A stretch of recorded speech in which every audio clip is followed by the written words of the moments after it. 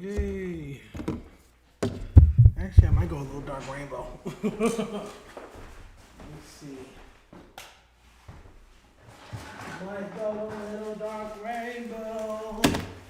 I don't know what's been going on with OBS, you guys, but it's been taking me forever. I think I'm going to restart my computer like 4 times.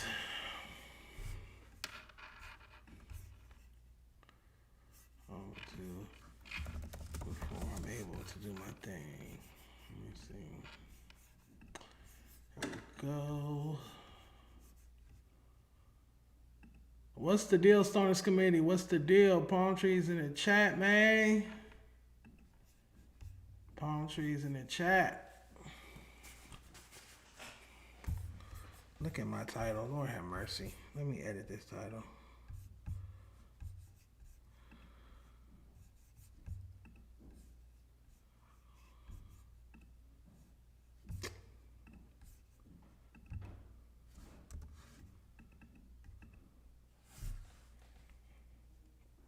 What's the deal? Palm trees in the chat. Thank you, thank you, thank you.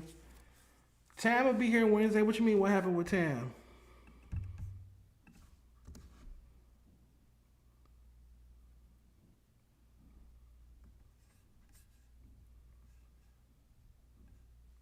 What's the deal? What's the deal? I'm solid, man. I'm solid. Just another day. Just another day. So.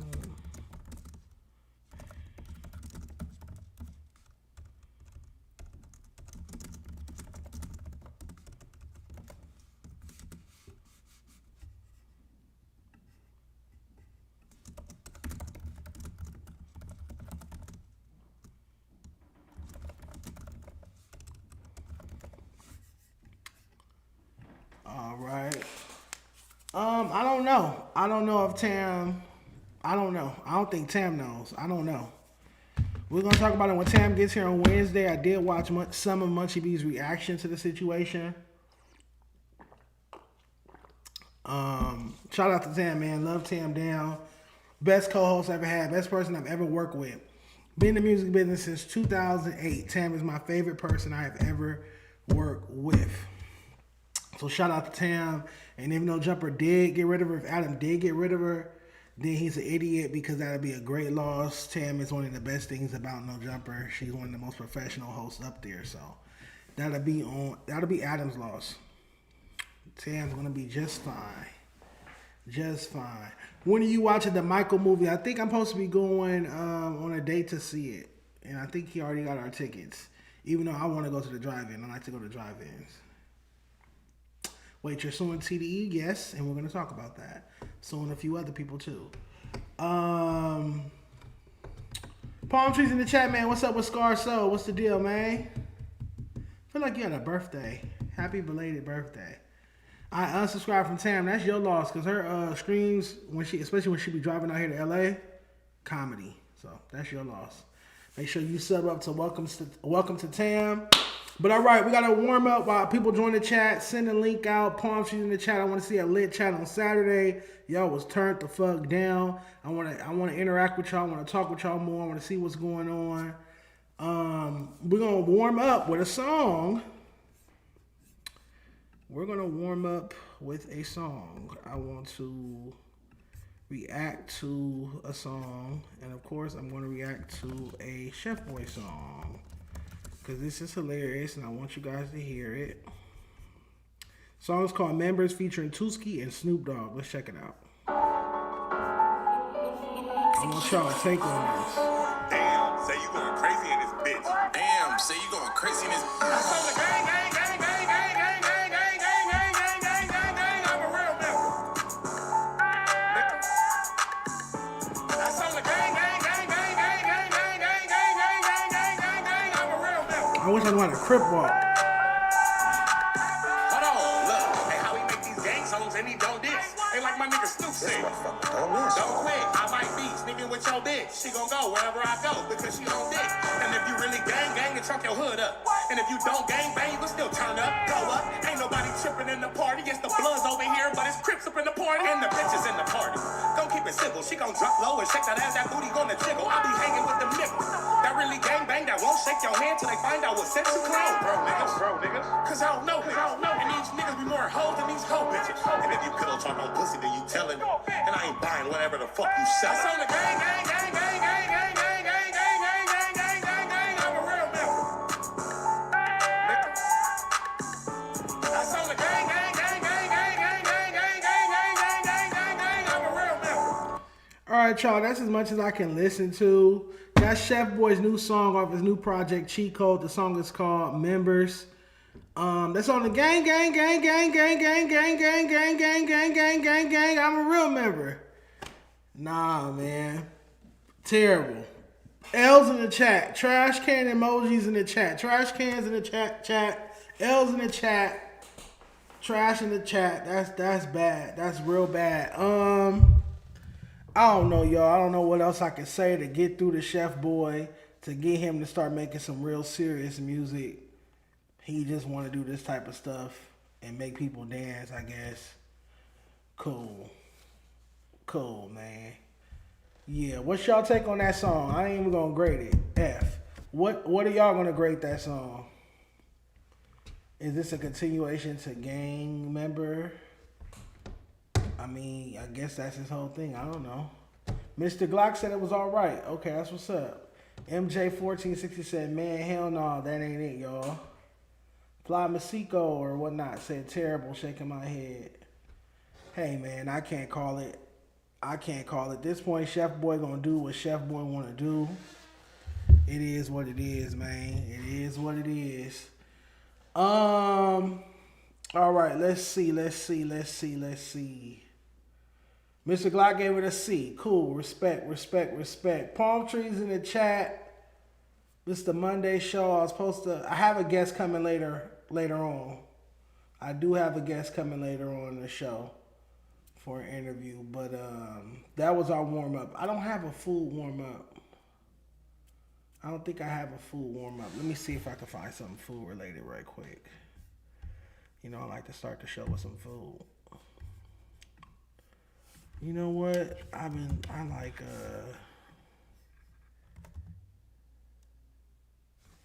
Yate or whatever.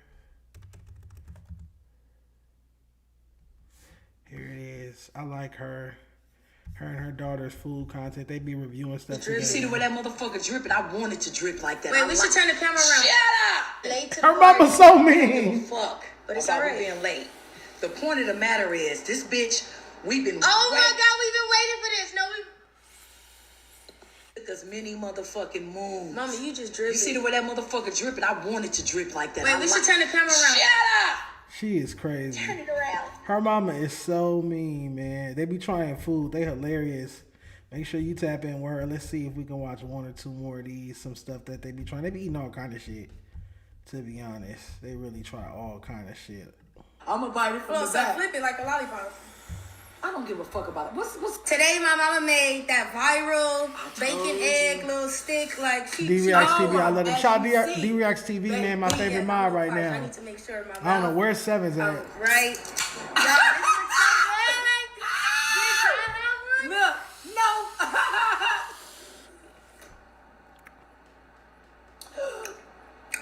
I want to grab this baby. What is bitch that? In the back. Okay. Come here, little dookie. It look like bacon, shrimp, and Oh my egg. God. Oh Disgusting. my God. I had to put a Three shrimp things on I that don't hoe. eat. I don't eat eggs, Because I bacon, or need it, shrimp. Bitch. Slide that shrimp out because I had a stick in there to hold that shrimp. Don't be in the comments talking shit on myself. Should we bite the bacon first? No, I'm gonna bite that motherfucker whole egg. Wait, like this at the bottom? Yeah, I'm gonna bite it from the So back. flip it like a lollipop. I don't give a fuck about it. What's up with you? I already Bite ate that. my shrimp. Her Oh, I mama's got so one right here. She mean, put man. shrimp on the side of But the all right, that's our warm up. We got a food topic. We had a little music or a song. You guys got to know, if you don't already, that Tam and I are having a live show, a Dana Lane Live, Saturday, June 20th. A Dana Lane Live. Pull up. 310 Baby, Compton AV, J Ready, Marco Lux Roy, Asia, Siete, many more. That's an awful lot of cough syrup, Ethica Music, sponsoring. It's going up. Get your tickets a day in Data Lake. And my moms put the link in the chat. Once these tickets sell out, don't ask to get in unless you're a mod. Only my mods get in for free. Those are the only people that's going to be on my list. Other than that, get your ticket. A Dan.LA. You can find us on Eventbrite as well. Let me actually show y'all the individual flyers. Something. That's mine. Here we go. Like I said, Compton AV, shout out to Tam. Compton AV, 310 Baby, J Ready, Mark Lux, Siete, Asia, Ash Bash, BZ2 Janky, Logo D3, and C4. So make sure you pull up. Expect to see all of y'all there.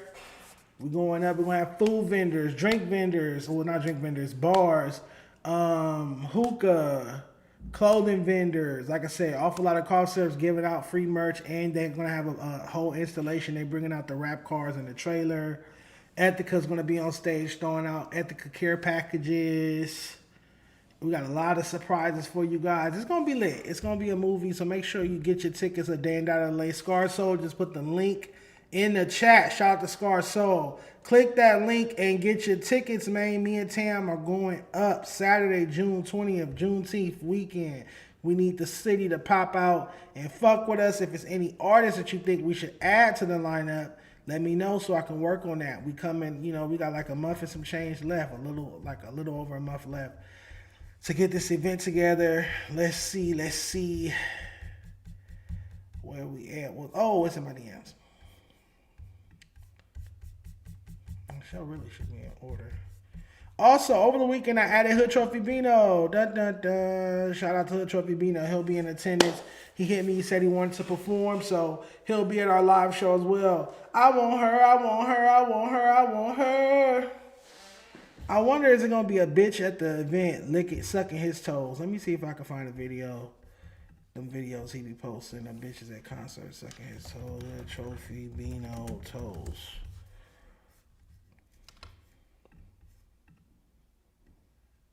Ooh, that's a weird ass search. Trophy Bino toes is a crazy thing to type in. But y'all know what I'm talking about. There's some videos of him getting his toes sucked at a concert. Let me see. Hood Trophy Bino concert. Hood Trophy Bino concert. That was the most pause. All right, it's not coming up. That was the most pause search ever. That was the most pause search ever. How you feel about K Flexing? Who is K Flexing? All right, y'all, let's get to it. He Beezy got exposed for DMing a yearner, man. He's on his smack shit. I can't believe it. Woke up this morning, everybody was tagging me and sending it to me. Crazy, right? I know, crazy. Let's check it out.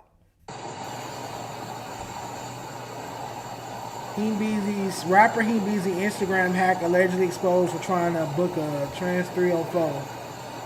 So somebody took his phone, went to his Instagram, and went through their DMs, and they were having a late night conversation where basically he was telling her I'll Uber you to my spot, and she asked him what are we gonna do, and he implied woo. It was nothing like explicit, but it definitely was them confirming a link up. And yeah, crazy. Smack Beezy is crazy. And then they went to the page of the Yearner, so it's a lot. It's a lot. No Jumper posted it. Everybody going crazy on Beezy. Do you think he gonna wiggle his way out of this situation? Pause. Like be like, oh, that's not true. Or how do y'all feel about this? What do y'all think is gonna be his recourse? I'll say this: he's not the only LA or West Coast rapper that be fucking with the Yearners. Obviously Smack and Mac Wop indulge, but Tyga indulge. There's plenty. I'm not going to sit here and name everybody I know who do it, but there are plenty of LA rappers. There are plenty of West Coast rappers that indulge in that lifestyle, I'll say, or have that preference that I know for a fact, that I got proof of for a fact. That's why I be so confused when they be popping shit about my sexuality and calling me gay slurs, because I be like, y'all be the same niggas that be in every trend he likes, and I'm hearing stories about, like, it's another LA rapper, I'm not going to say which one, but it's another LA rapper where a yearner got them on ring camera footage coming to their house late at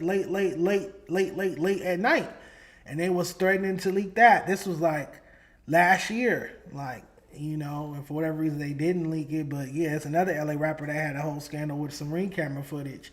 So it's crazy. Check her account name and the local rappers you see following. You know, I already did that. You know, I already did that. And if any of those rappers get on the internet and disrespect me and call me gay slurs and disrespect me for being openly gay, I would just go in my screenshots and show how they was in the same yearners likes that Heen Beezy was in. Because you can't be making fun of me for being gay, but you have your preferences. You like what you like, but I can't like what I like.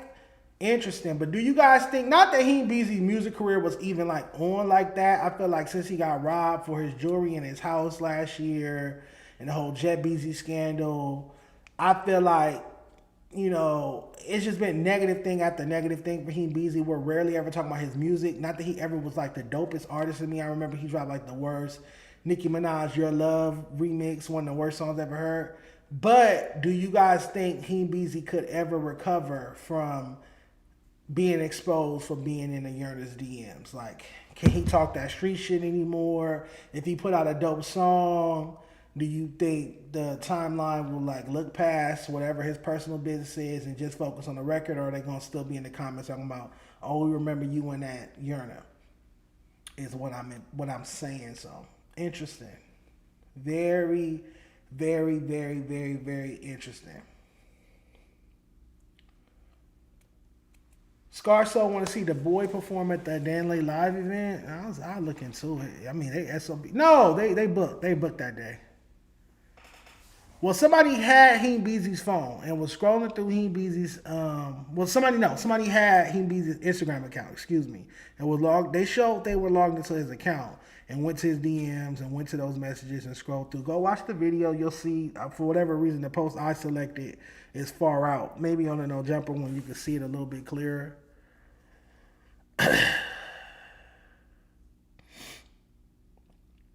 Hopefully so. I don't think people should be worried about who people are fucking. I think that for me personally, I can only speak for myself. I don't give a fuck what you do. But if you talking shit about me on the internet for being gay, and I find out you like yearners and you being yearners likes and DMs, why wouldn't I bring that up? That's like somebody calling you a snitch and they got paperwork. You get what I'm saying? And then you find out they got paperwork. You're not gonna be like, well, you got paperwork? So how you calling me a snitch? You get what I'm saying? Like it's kind of like that. It's pointing out hypocrisy is more so the situation. You want to see G Austin, PC, and Jay Cooley? Oh, type LA song may come back. I thought you was about to say you want to see them in my event. I said, what the fuck you talking about? You think we having a throwback jerking era set? But all right. Palm trees in the chat, man. Let's pick up the energy. Sending links out to anybody you know that like to watch this type of content. Tam will be here Wednesday. We're gonna react to Munchie B's narrative on her, and we're gonna react to this whole she got fired narrative. And the internet is kicking Tam's back in for saying she hates black men.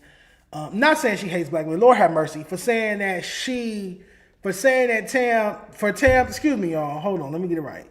The internet is kicking Tam's back in for saying that she dates non-black men, and that she feels she's not a strong enough black woman to date a black man. She is comfortable in her weakness. She says she's weak, so she doesn't want to have to be the strong one. Do I agree with what Tam is saying? No, but it's not my business, to be honest. Her dating preferences are her dating preferences. I can sit here and laugh and smirk about it, but that's her dating preferences. If she wants to date a non-black person, more power to her. I don't even like pussy, so why would I care?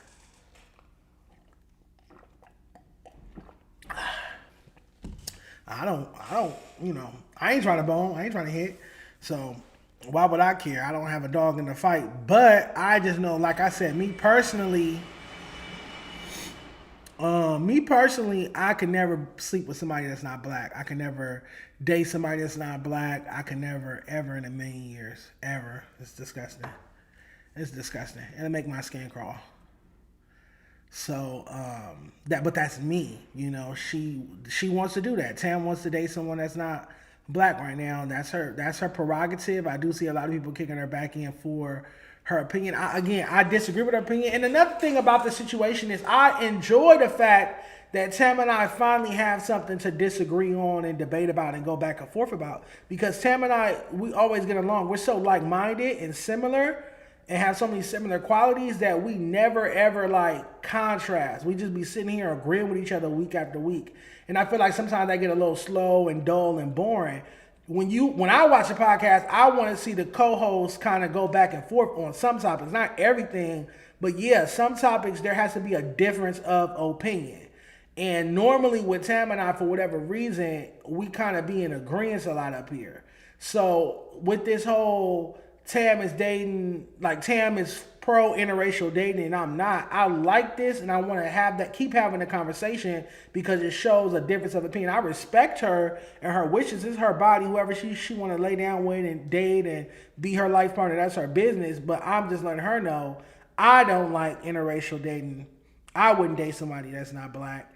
And when she explained like the whole strong black woman, weak black woman thing and went into why she doesn't want to date a black man at this very moment, why she's open to dating not a non-black man at this moment, I didn't agree with her and I told her that. So we're going to have part 2 to that conversation because she's been getting dragged all over Reddit, all over Twitter, Instagram pages, keyboard clips, she's been getting dragged in the comments.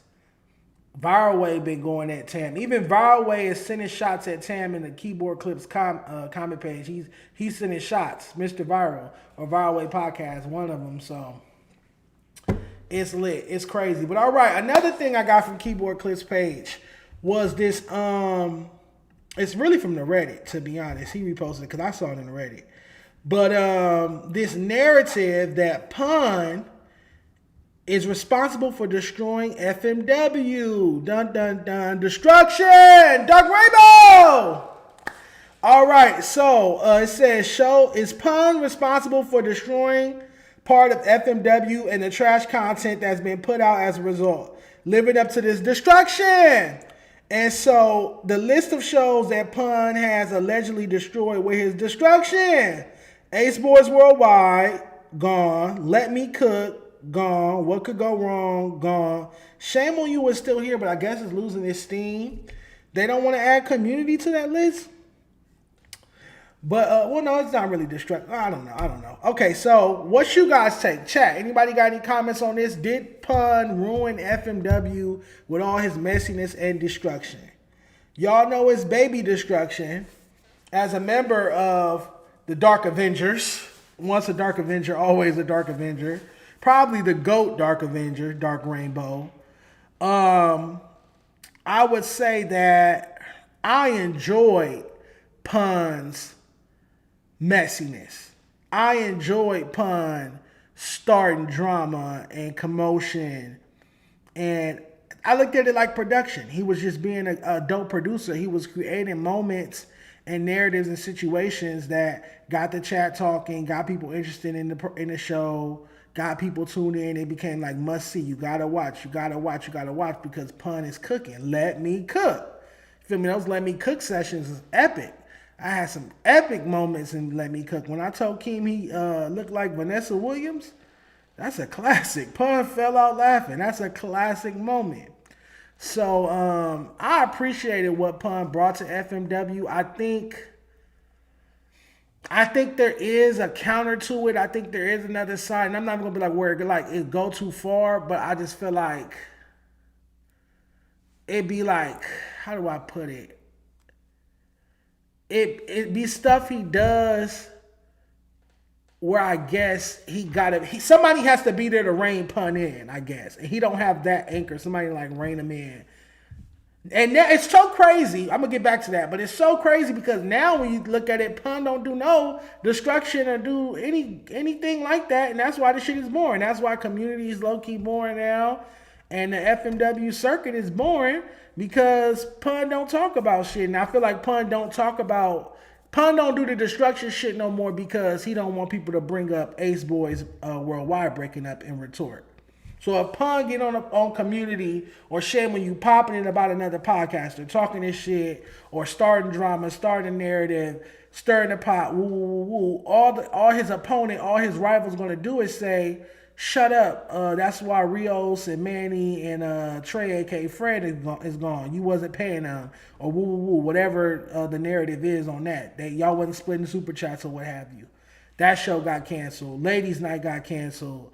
Let Me Cook for whatever reason is canceled. Stet asked to do a Let Me Cook. Pun won't run it back. I text Pun a couple months ago and asked him to bring back Let Me Cook. Let's do a Let Me Cook. He didn't even respond. So it's like I feel like Pun doesn't want to do the destruction anymore because Ace Boys Worldwide fell off. Ace Boys Worldwide was still intact and they were still in unison and still a group. I feel like Pun would still be doing the destruction and messy content production. I really think he was, but now he's like tucked. He's just in a spot reacting to cop videos and murder videos and shit like that. It just, it's not my cup of tea. I like messy Pun. I like destruction. I don't like all the soft batch. I don't like it. I don't like peaceful yoga Pun. I don't like this. Feels like he's missing in action. Pun refuses to do Let Me Cook since Ace Boys broke up. He don't like it when the heat is on him. Okay, so maybe. Okay, I mean I can see that. Obviously, I literally just said that. It's like when it's a situation that has to do with Pun, he don't want to like talk about that or go in depth with those conversations. He want to keep it surface level or not bring it up at all, like with the Ace Boys split. But when it's other people's shit, he's willing to have those conversations, and I enjoy when he has those conversations. I miss that level of messiness from Pun. An example I could give of Pun doing the destruction. Because they low-key could add Fair to Say to this show list. This list of shows that Pun so-called ruined. They got Ace Boys Worldwide, Let Me Cook, What Could Go Wrong, Shame on You. They low-key could add Fair to Say to this. Because what you guys might not even know is that, because obviously Fair to Say, technically what you would say it ended when Stet, me, Illa, and Scotty when we split. And why did we split? Because Stet and I got into it because I told Pun on Ace Boys that he cried. Even though Illa had already said it at the FMW Friendsgiving. Six had already said it on his live stream and they called me to talk about it. So it was already out there.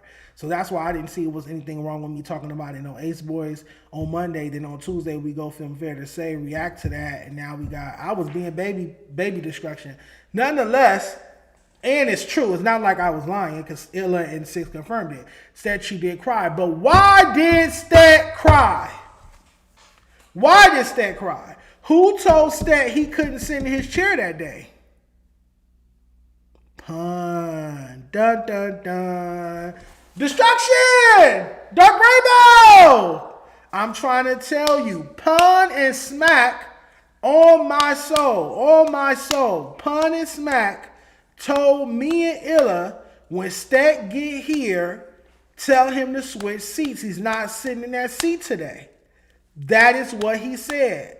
So we used to film Tuesday nights, I think, or maybe Monday night, maybe Tuesday nights. We used to film Tuesday nights, and then we would film Wednesday afternoon. They would film Shame on You, let's say 12, 1, 2 o'clock, we go downstairs and we film Fair to Say. I would show up most weeks while they were still filming Shame on You. That's why sometimes you'll see them talking to me or I'll be in the kitchen eating, having a snack or two or something until it was time to go downstairs, and then we're going to film Fair to Say. So we filmed Fair to Say on Wednesday right after Shame on You. So Pun and Smack will be upstairs getting their haircut, whoever needs their haircut, whatever the barber's name, he will be upstairs in the kitchen cutting their hair. We downstairs in the townhouse, Jack's townhouse garage. That's where we filmed Fair to Say. Nonetheless, when we was upstairs, I swear to God, and Illa and I don't even fuck with each other, but I promise you she will tell you this. Pun and Smack told us, because we showed up on time, so that was late. Pun and Smack told us today, when Stet get here, tell him he's not sitting in that seat. That was Pun who said that. And so when Stet showed up, Illa was sitting in his seat. And he's like, he tried to sit there, but she was sitting there. And we told him, we was like, well, Pun and Smack said they don't want you to sit there, pick another chair. And he just lost it. He started going off, huffing and puffing. He turned red, walking in and out the building, up and down the stairs, all of that. And then when he came back in the last time, he was crying. And Illa was just like, whatever. And she stood up and let him sit in his chair. And then he stopped crying. And we did the show. And we didn't talk about it because he asked us not to talk about it. But I didn't care about him asking me not to talk about it because Once Six called me while he was on live stream and talked about it, and then once Illa talked about it at FMW Friendsgiving while we were shooting a Friendsgiving vlog, it had AD and T-Rail cracking up laughing. That's why when Stet walked in the Friendsgiving vlog, everybody's laughing. They was laughing because Illa had just told everybody about Stet crying. Anywho, so Pun is the reason why Fair to Say got canceled if we have to be technical. Pun and Smack. Fish rock from the head down. Y'all know that's been my statement about that whole organization. Fish rock from the head down. So Pun's destruction ruined Fair to Say. If Pun and Smack didn't tell us that Stet had to switch seats, I might still be partnering with Stet, Scotty, and Illa, because from that fallout, from me calling Stet a bitch a bunch of times after he got disrespectful with me and called me a basketball wife and said I didn't have any talents, even though I'm a decorated writer that's written for Complex, Ear Milk, Bennett, Source Magazine, Los Angeles Times twice, nonetheless, more accolades than he's ever had. You've never seen a photo of Stet in a major record label. I can show you me in Def Jam 2 months ago. I can show you me in Warner Records. I can show you me in Empire. Like I go to real labels because labels pay me to talk about their artists, promote their artists, post their artists' music, XYZ. Stet doesn't have that success yet. Never did. Real answer is Pun and AD have ADHD and start shows they think they can carry out. I don't know who started Fair to Say. Stet said he started it. All I'm saying is Pun and Smack are the ones who said Stet got to switch seats today, which led to him crying, which led to us having a falling out, which led to Scotty quitting like the bitch ass nigga he is. Me and Stet falling out. I calling out Stet Faye. He afraid to fight me. He never pulled back up to. He never was seen again. No one ever saw him in the flesh again. And now he don't even live in LA. And it led to everything. So all I'm saying is when we look at this, before we move on, when we look at this flyer or this meme, is Pun responsible for destroying part of FMW and the trash content that's been put out as a result, living up to the destruction? Add Fair to Say to this list. Ace Boys Worldwide, Let Me Cook, What Could Go Wrong, Shame on You.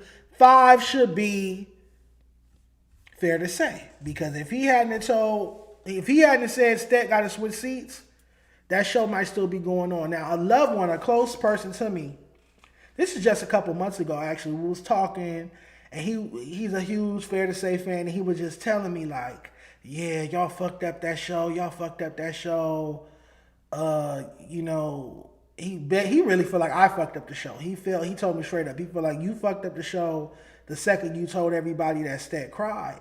And I was like, but he did cry. I didn't lie on him. He was like, yeah, I know he cried. It's obvious that he cried. He low-key admitted that he cried. He said, if my eyes tear up and my eyes get red, so what? I was upset. Okay, that's crying. Anywho, he said that I ruined Fair to Say by bringing up the fact that Stet had cried. But he said, you know in your heart, in your mind, that Stet couldn't handle that. You knew his ego was too fragile for you to bring that up. But I'm like, but it's the truth. It's not a slur. I'm not talking underneath your clothes. I'm not revealing something private underneath your paws, like, talking about your body or nothing like that. I'm letting people know that because Pun told you to not sit there, you broke down crying in front of us. I felt like we should have talked about it on the show that day. That to me, it's about transparency and honesty. Like, let's tell the people what's really going on. Let's not do the fake Hollywood shit. Because if it was a live show, they just would have saw you fucking crying. Because Six would have started the fucking camera. But because we do pre-recorded, unlike Back on Finger Community, y'all always want to edit stuff out and don't talk about this and don't talk about that. Woo, woo, woo. So me and this person disagree because he feels like I ruined Fair to Say by exposing Steph for crying. And I feel like I was just doing good content and talking about the truth. I was making good content out of the truth. I didn't even come up with a lie for good content. I made good content out of something that actually happened on set of Fair to Say. Nonetheless, he was like, oh, Stet ego too fragile for that. You didn't have to tell his business. If he cried, he cried. You didn't have to let everybody know that he cried. We have a difference of opinion. But Pun is the reason why he cried. I didn't make him cry. I just told that he cried. Pun is the reason why he cried.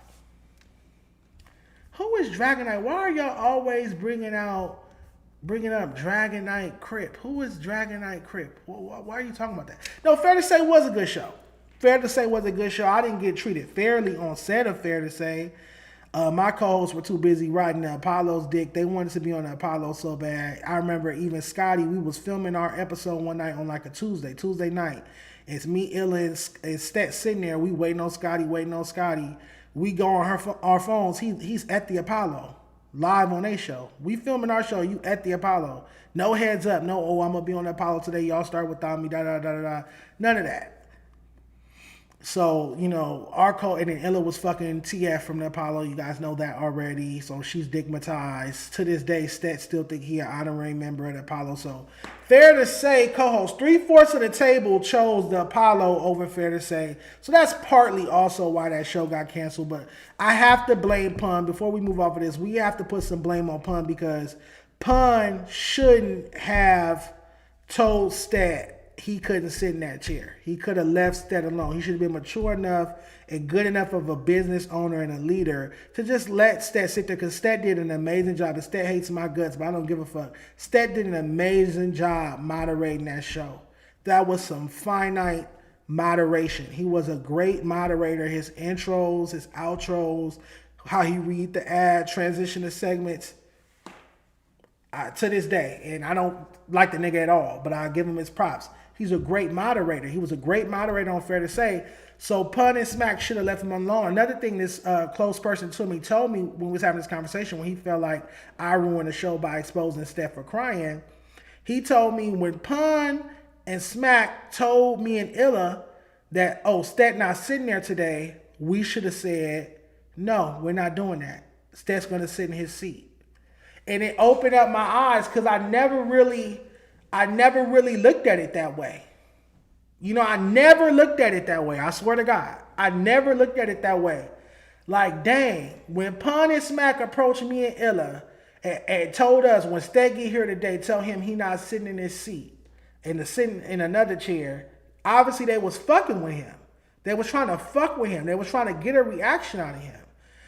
I didn't see it that way in the moment. I just saw it as the owners of this platform is giving us an order, and I'm going to carry out the order. Which is really just passing the message along. Because all I did when Stat got there was tell him like, oh yeah, Pun said that. Because Illa was sitting in his seat. He like, why are you sitting in my seat? He tried to sit down.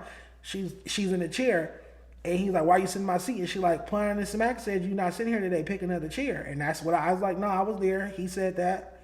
But if I was wiser and had more discernment in that time, at that time period, if Illa and I was wiser and had more discernment at that time, but hindsight, 2020, we would have said, nah, brother, sit down in your seat. This is your seat. You the moderator. You sit up front. You the A-mic. You got that. I just didn't see it like that at that time. I saw it as, this is the owners of the company. They said Stat not sitting here. Let's respect their authority because it's their platform, it's their shit. But if I was smarter, I would have said, nah, Stat's sitting where he want to sit. He's sitting in his chair. He the moderator. I like where I sat. I like sitting in the back. Illa looked good in the front. She's the eye candy. Me sitting across from Scotty, we the one who get into it the most on the show, so we should sit across from each other. The seating was cool. The seating was perfect. But hindsight, 2020, I don't know. I didn't see it like that at the time. But when this loved one who's close to me told me this, and this was literally a conversation we had just a couple months ago, because they watch all my content, so they just like, yeah, you fucked up on that one. I was like, what are you talking about? I'm like, you sitting here acting like I lied, like that nigga really cried. He like, yeah, Dejon, but you didn't have to say that. You didn't have to repeat that. You could have just let him cry off camera and kept it between y'all. But I didn't see it that way. One, like I said, Six already talked about it on his stream and called me to talk about it after he was talking about it.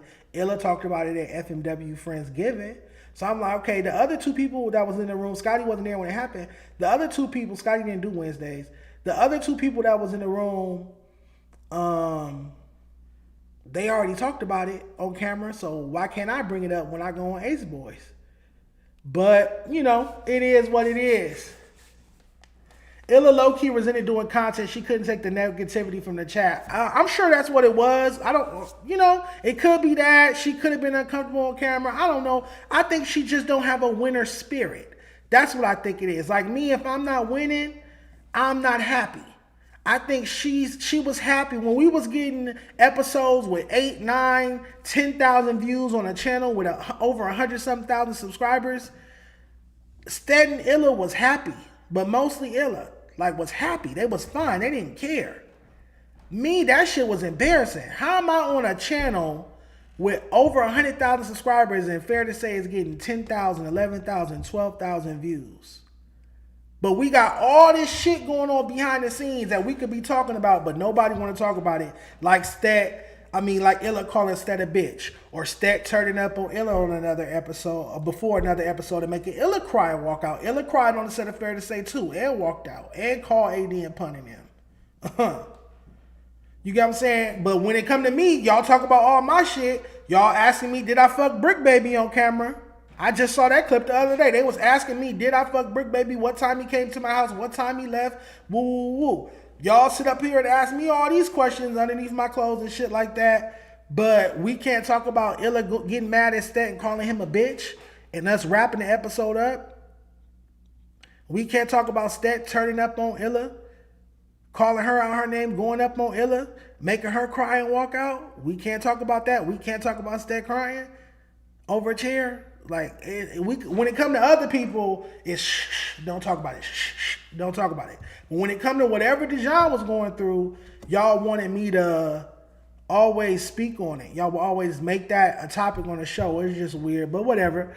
Fair to say the show's gone. Like I said, I still feel like my co-host chose the Apollo over Fair to Say, and now they're not on any shows. Now that show is gone, so. It is what it is, man. It is what it is. All right, TDE LA female. Okay, this is what it is. So basically, the Crack Baby did a stream and said that because I'm gay, I'm trying to flirt with all the LA rappers on a report card, and that I post on my page, and that I beef with and don't support LA female rappers. That's the narrative that TDE person is trying to spin or run on me. And so I have a tweet. It's at 1,000 likes on Twitter. You guys can't see the whole thing, but I'm going to read it. A TDE employee said on his stream yesterday that I don't support LA female rappers because I'm gay and want to be a woman. What has TDE done for LA female rappers though? Name one they signed. They signed Doechii, industry planted her, and made her a star, and she's from Florida. So TDE has been around since 2004 and never once signed an LA female rapper. All the female rappers we got out here in LA and on the West Coast since 2004, 20-something years. You mean to tell me not one female rapper from LA was worthy of a TDE signing? But you're talking about, I don't support LA female rappers. I don't promote LA female rappers. All I do is beef with LA female rappers and diss them.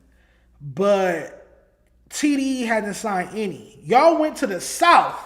TDE went to the South. Went to Tampa, Florida, or whatever the fuck that bitch Doechii is from. And signed a female rapper from the South. But all these LA female rappers out here, y'all don't give them no love. Y'all don't give them a deal. They don't get no action. They don't get no play. They don't get no support. That's interesting. That's very interesting to me. So y'all industry planted Doechii, bodied up her numbers, bodied up her views and shit like that, bodied up her streams, all that good stuff. Planted her here, planted her there, campaigned her for Grammys, all of this ancillary shit because the fan base isn't there. But y'all couldn't do that for an LA female rapper? Because at the end of the day, you guys got to remember, I've had LA Ray on the first LA freshman cover. I've had Shady Blue. I've had 500 Racks. I've had AJ the One. I've had Ash Bash the Rapper. I've had Lily Baby. I had Narissa on the latest cover.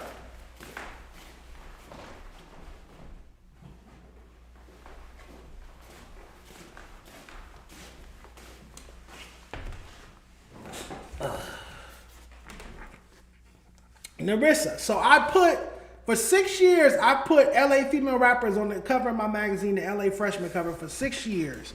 Last year, I dropped the viral hottest LA female rapper list. It had Ash Bash and Lily Baby going back and forth, dropping records, which led to other female rappers getting in and dropping records, which led to them doing that cypher up at Exotic Pop.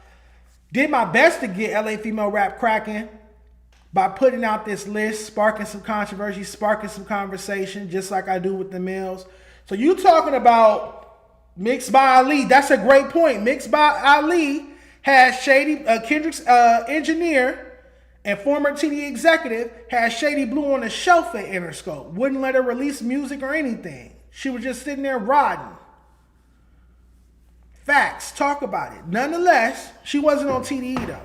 She was on, his label's called like No Name Recordings or something like that, but he got to deal with Interscope. Nonetheless, let me put this back.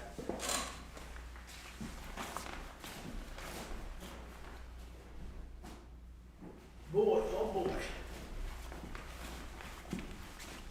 So like I said, how could a TDE employee sit on camera and say, I don't support LA female rappers, when TDE has been open since 2004 and never signed a LA female rapper, but got time, money, and resources to sign a female rapper from Florida,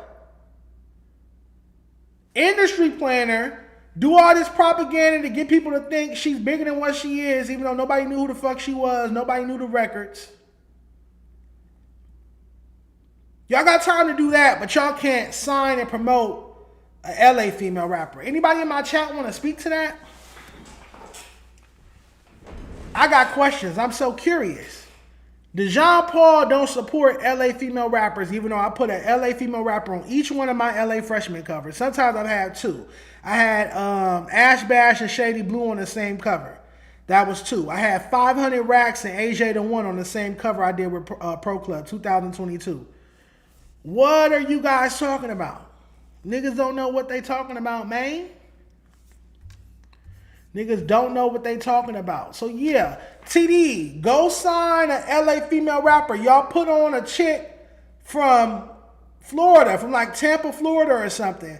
With all these female, it's like 20, 30 female rappers in LA dropping content on Instagram. And y'all didn't sign none of them. Y'all went to Florida. Ain't nothing more West Coast than that. West Coast niggas do not want to support the females, huh? What's up with that? Because I platform them. I do lists about them. I talk about them on my podcast every week. I post their music. I put them on the cover of my magazines. But TDE treat LA female rappers like they got cooties.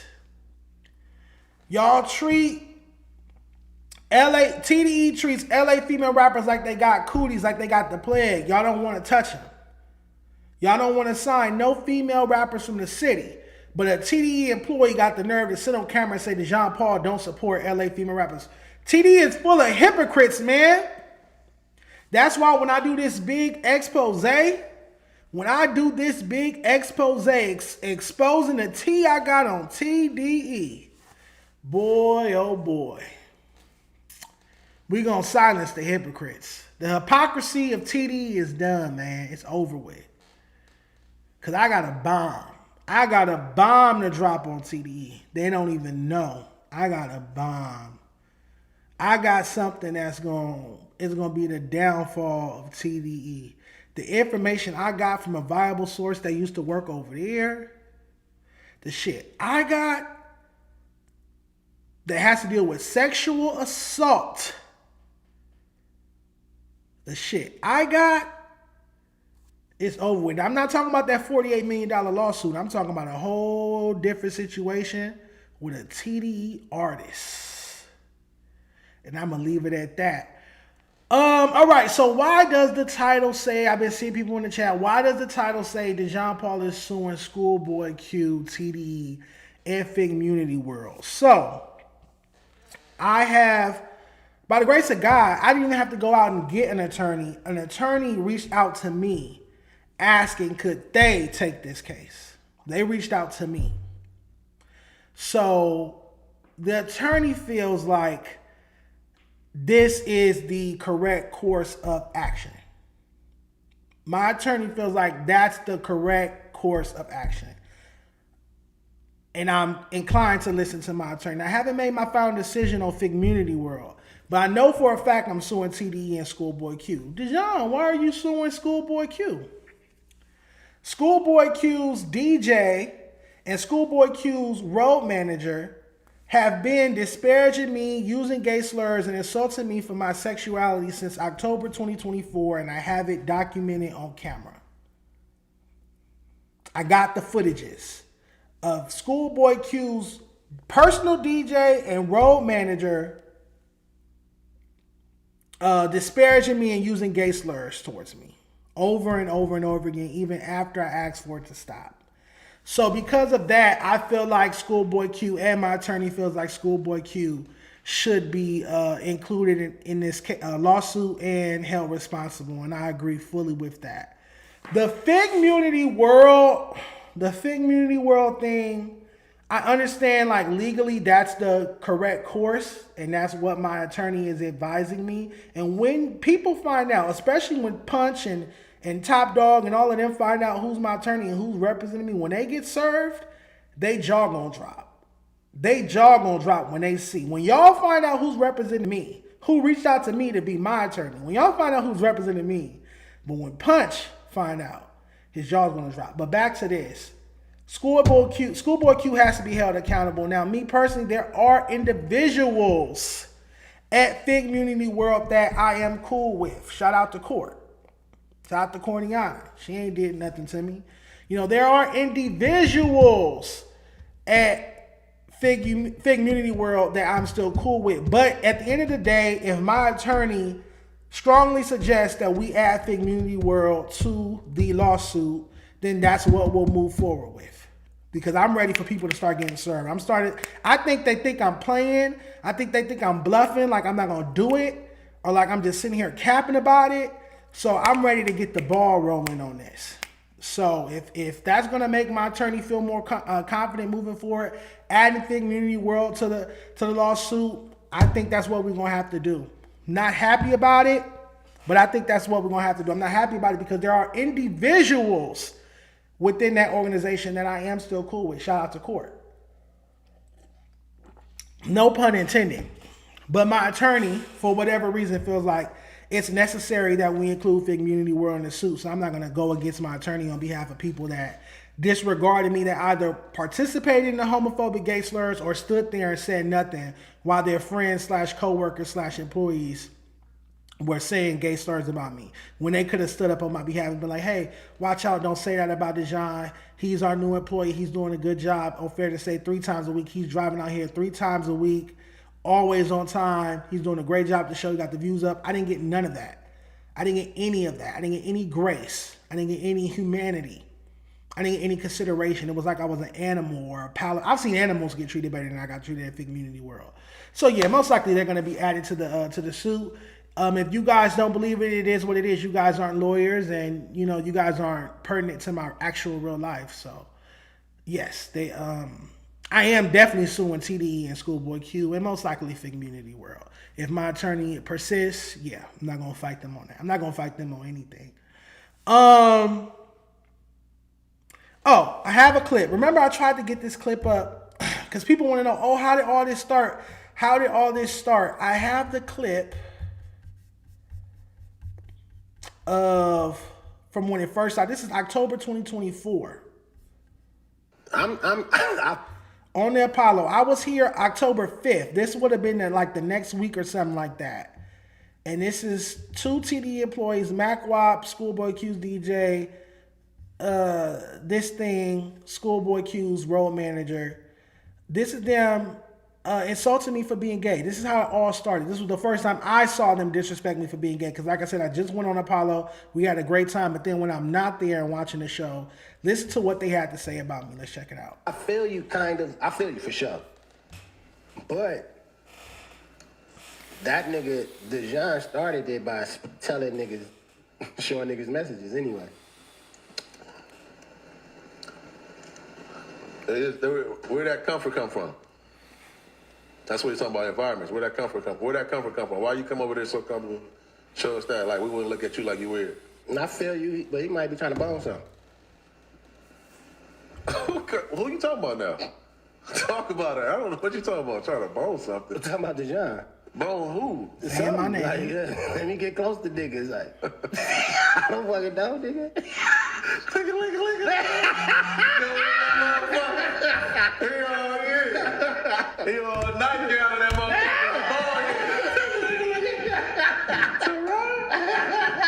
Punsky. So I didn't find that funny at all. I found it as sexual harassment. I found it as homophobia. To plainly say that Dejon is at FMW to try to bone something, fuck something, sleep with someone. I'm walking around FMW with a bald head and a nightgown on, calling Terrell and Pun's name. Sexual harassment. That's what I'm filing, and that's what it is. Sexual harassment. You guys keep asking me, how did this start? I keep seeing platforms like I spoke with Flacco on the phone the other day about his video. He only says the things I said in retort in January 2025. He never once addressed the footage from October leading up to January where 2 TDE employees kept calling me gay slurs and saying homophobic things like that. So that's the day I finally got the clip up here. That's the day that this situation started. This is the day that the sexual harassment from TDE employees while I was at Fig Community World started. So I'm happy I got the clip. I don't care what nobody got to say. Sexual harassment. We ain't even got to talk about that no more. Sexual harassment. Oh, we got to react to, did I send it? We got to react to what Adam and Wack had to say about the situation. Give me 1 second to let it send.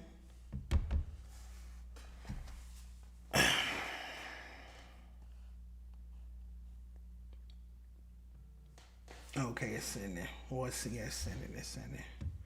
Give me 1 second to let this send. So Adam and Wack on the Adam and Wack show. I don't know why Wack had on one of them sweat bag things that people wear when they go to the gym. They want to sweat. Why did he have that on in the interview? I didn't watch the whole show. What was that about? But yeah, Adam and Wack had a conversation about an interesting conversation about me suing TDE. That's actually the title of the Adam and Wack show this week. Is Dejon suing TDE. So I'm always a fucking topic on No Jumper. They reacting to my life. This really has nothing to do with them, but it is what it is. You guys can ask any questions about this case to my attorney. So stop asking me questions about it. Send a super chat. And I'll take a picture of it and send it to my attorney.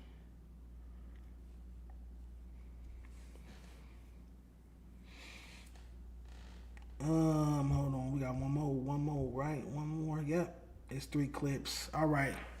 2 are sending. They should be there, so I can actually pull them up. We can get started. Oh no, I don't want it to pull up and interrupt it. Any questions you have about my lawsuit with TDE, you can send a super chat, a $5 super chat, $5 or more super chat. I will take a picture of it and send it to my attorney, and we'll get back to you. Other than that, I ain't got nothing to say to you. Any questions you got, send it in the super chat. Any questions you got. This is my business. This is my life.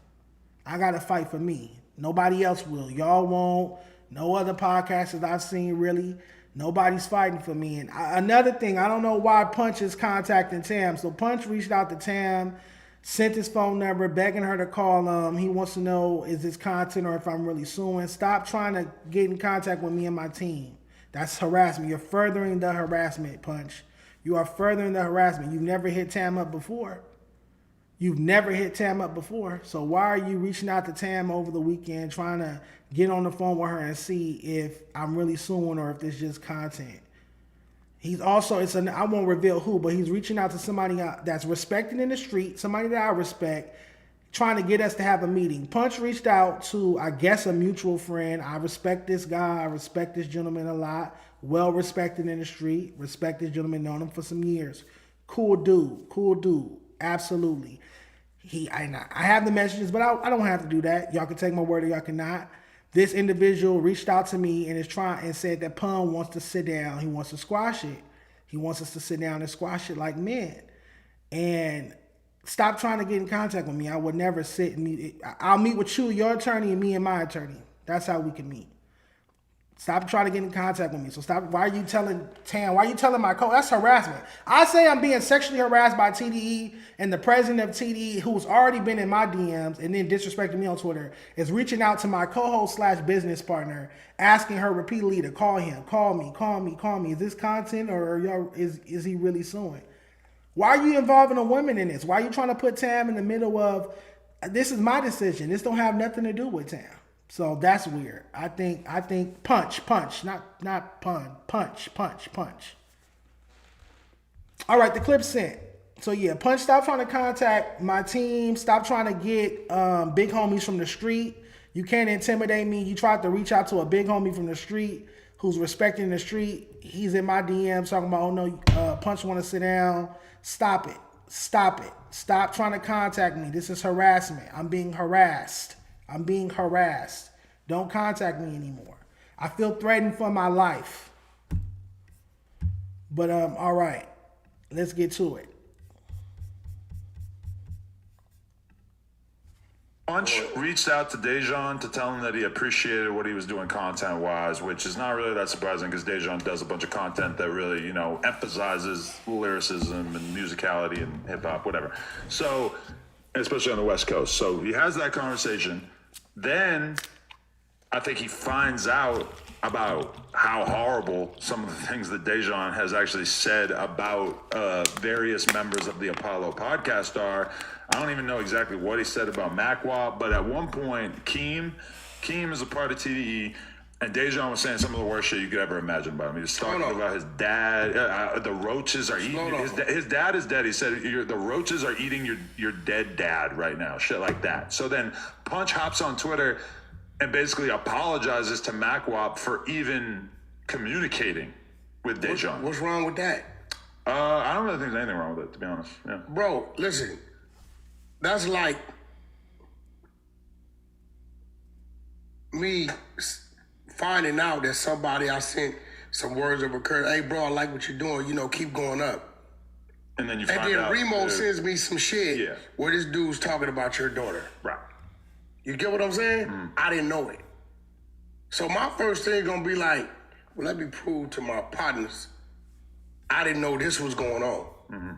You get what I'm saying? Punch reached out to. All right, before I respond to that, Smartino or Scarso, one of my mods, let's kick Slick the Cool out my chat.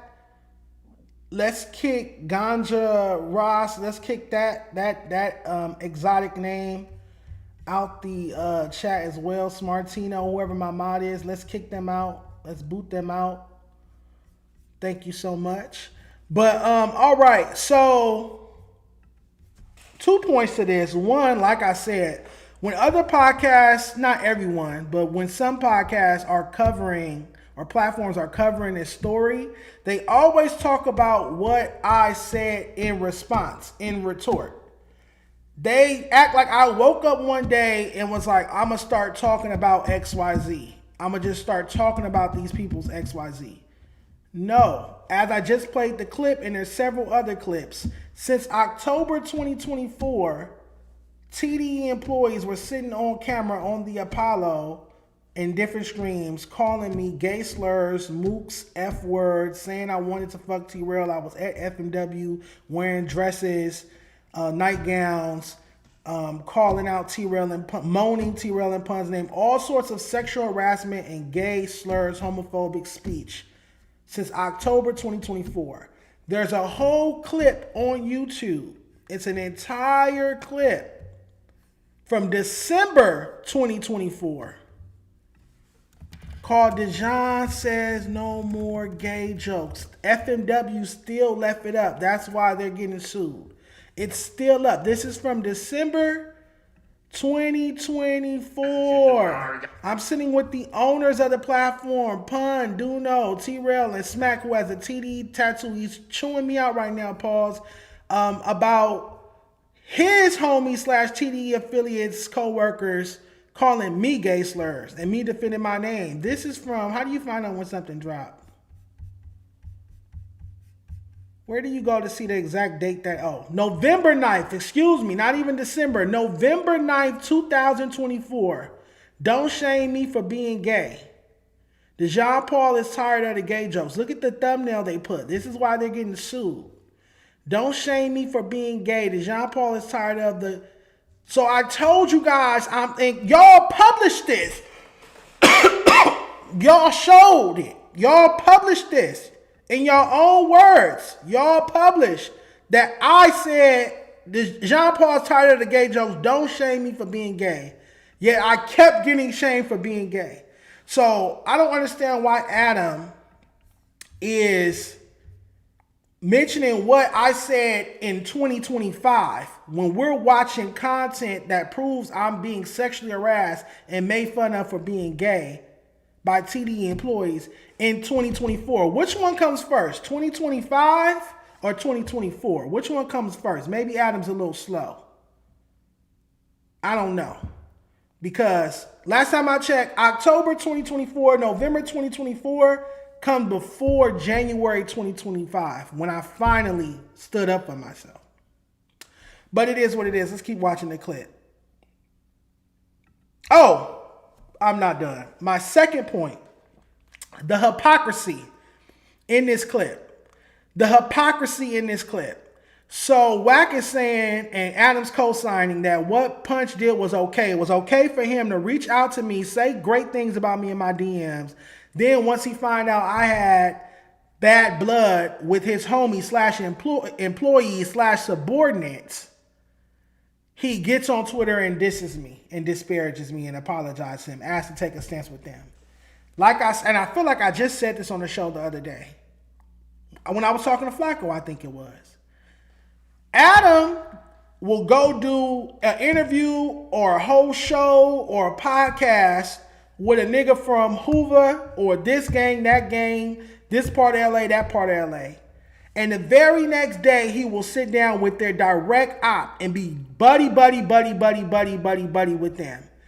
If that person from yesterday hits Adam up, oh, why you working with my op? Woo, woo, woo, woo, woo, woo, woo, woo, woo. We cool. Adam not gonna give a fuck. He doing business. He's the boss. He can do what he want. Punch is the boss. Who's the boss? Are the Apollo people the boss, or is Punch the president? You the president. You chose to hop in my DMs and say nice things to me. How the fuck your subordinates who work for you, how the fuck your employees gonna tell you who the fuck you can and can't DM? That don't make sense. Adam would never go for that. So I feel like it's very hypocritical for Adam and Wack to be sitting there like he don't have direct ops working at his same place of business. Like Munchie B and Wack can't be there at the same time. Like, what are you talking about? Munchie B and Wack is the perfect example of a boss like Adam not letting his employee tell him who he can and can't have at his office or do business with, yet alone DM. All Punch did was DM me. Punch didn't FaceTime me, call me, send me no money, do no business, nothing. The nigga just DM me some nice words. And he gets in trouble with his employees. That's not a good boss. Adam 22 is a better boss than Punch from TDE. That's crazy. That is crazy. Because Adam is willing to stand on, nigga, this is my shit. This is my shit. I'm the boss here. I have who I want up here, no jumper. I have who I want on my platform. Yet Punch can't even DM a motherfucker that his employees don't fuck with because he's gay. That don't make no sense. So yeah. All right, bet. Next video.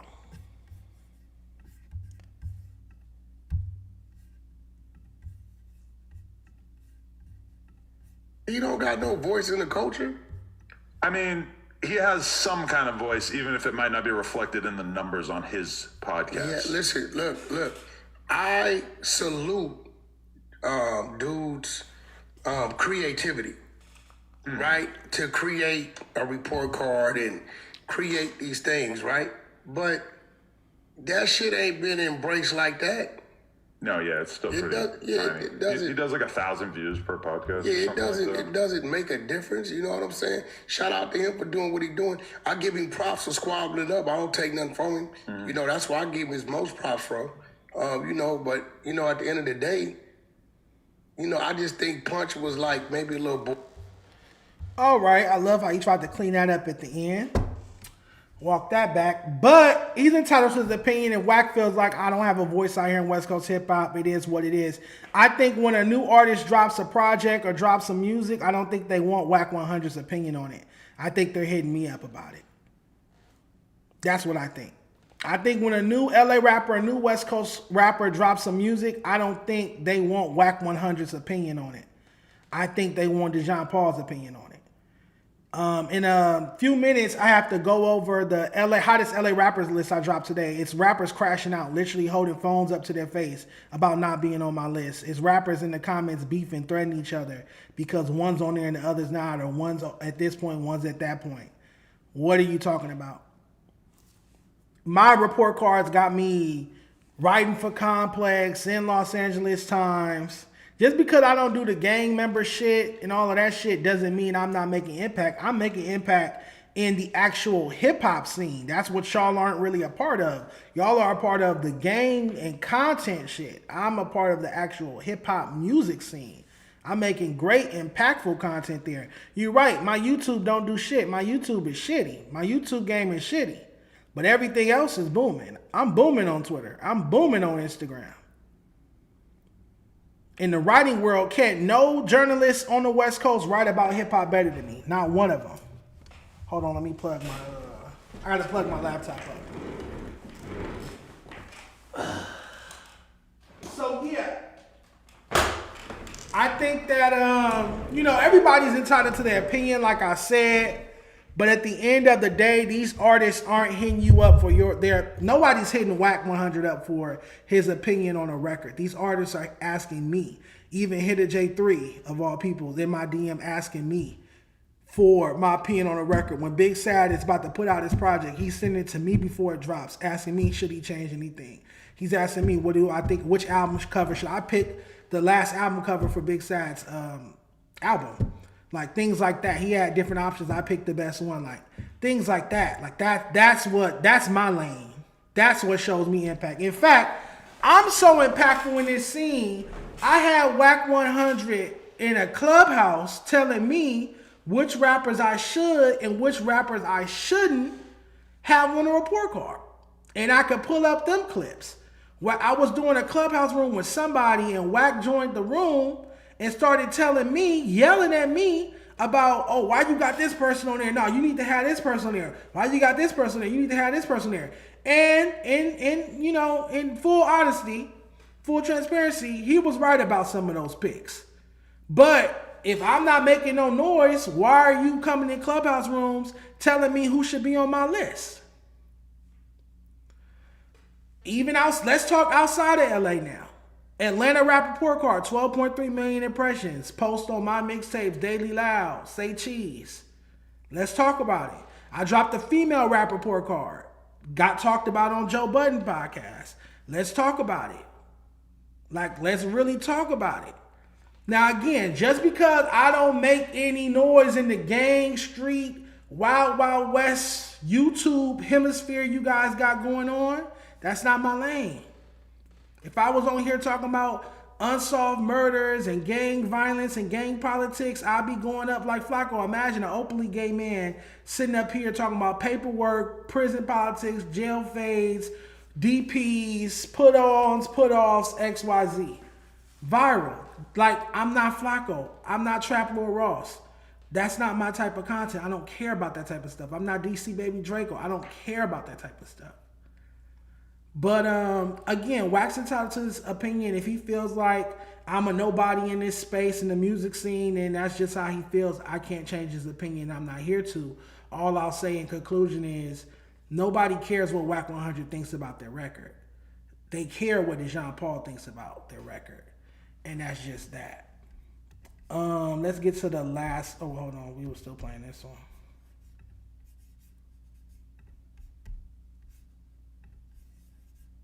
Bored, and he probably was just, testing his bullshit skills. But so then, Let me see if I still got my bullshit guy and get a response from him. He don't got no voice in the culture. All right, then we got one more clip.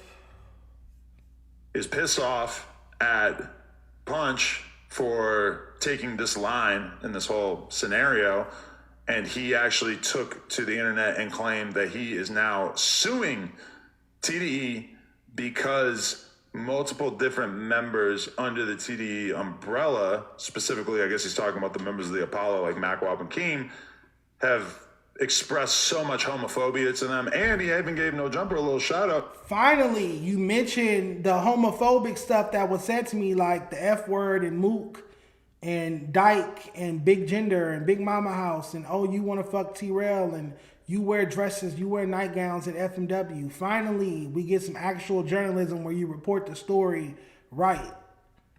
Wow.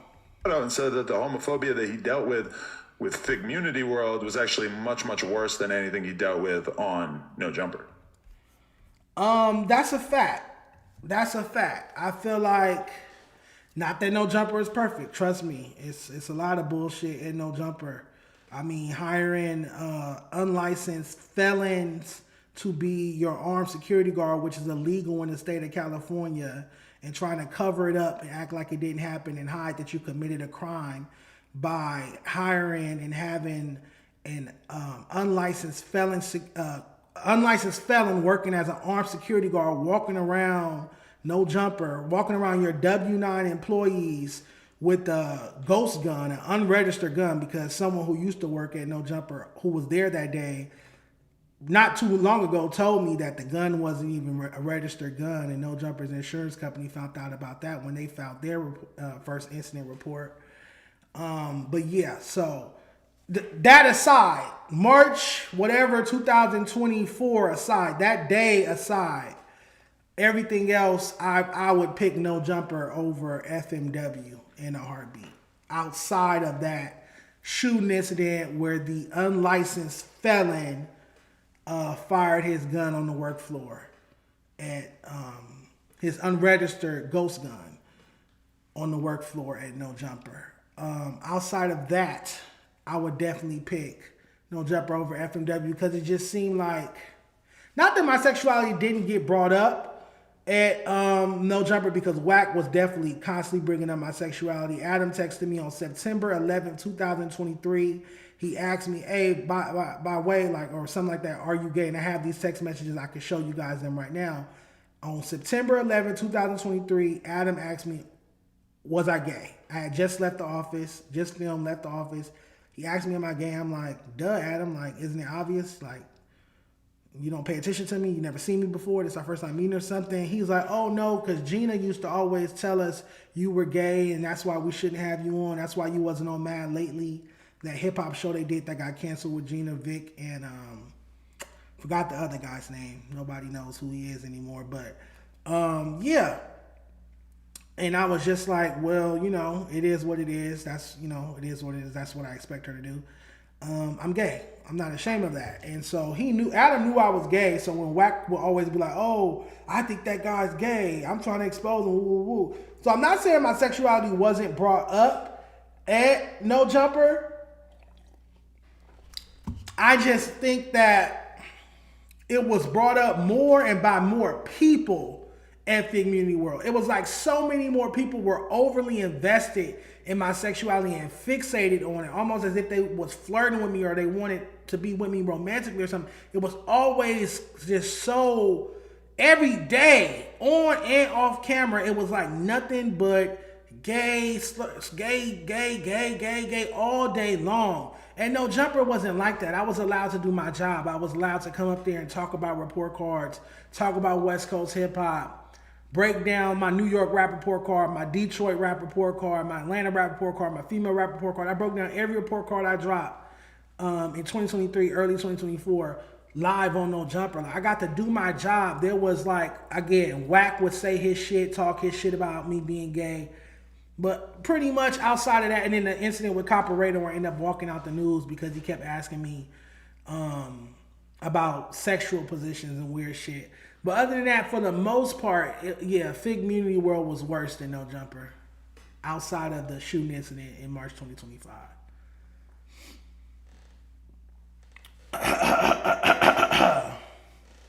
Dejon got to prove the gay card. The streets need that. The streets do not need that. The streets do not need that. I don't like the idiotic shit that City Kid just said. Do I have any mods in here? Any mods in here? Let's kick City Kid out. You say some ignorant, stupid, homophobic shit, I'm going to kick you out of my chat. So let's kick City Kid out.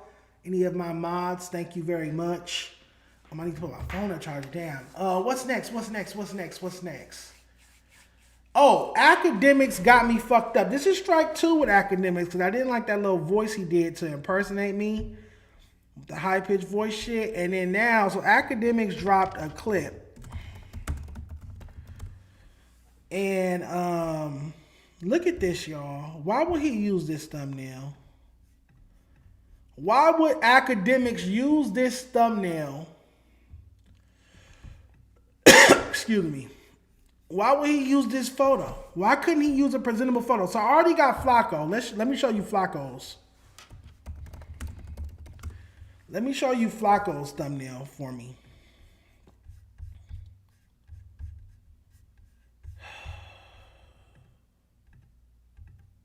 Damn, Flacco dropped a lot of content. Here I go. Oh, y'all can't see. I gotta click on it. This. Let me look up Flacco Game Man. That's another crazy search. I'm 2 for 2 with these crazy searches. Look at Flacco. Look at what Flacco got. Look at this thumbnail. I look like a fatter Whack 100. Whack 100 without the sweatsuit on. The sweat bag on. And then I got Academics just kicking my back end with this thumbnail. TDE spiraling. Academics reacts to Dejon Paul still exposing TDE. Crazy. Just crazy. Let's check it out. We can check out a minute of it.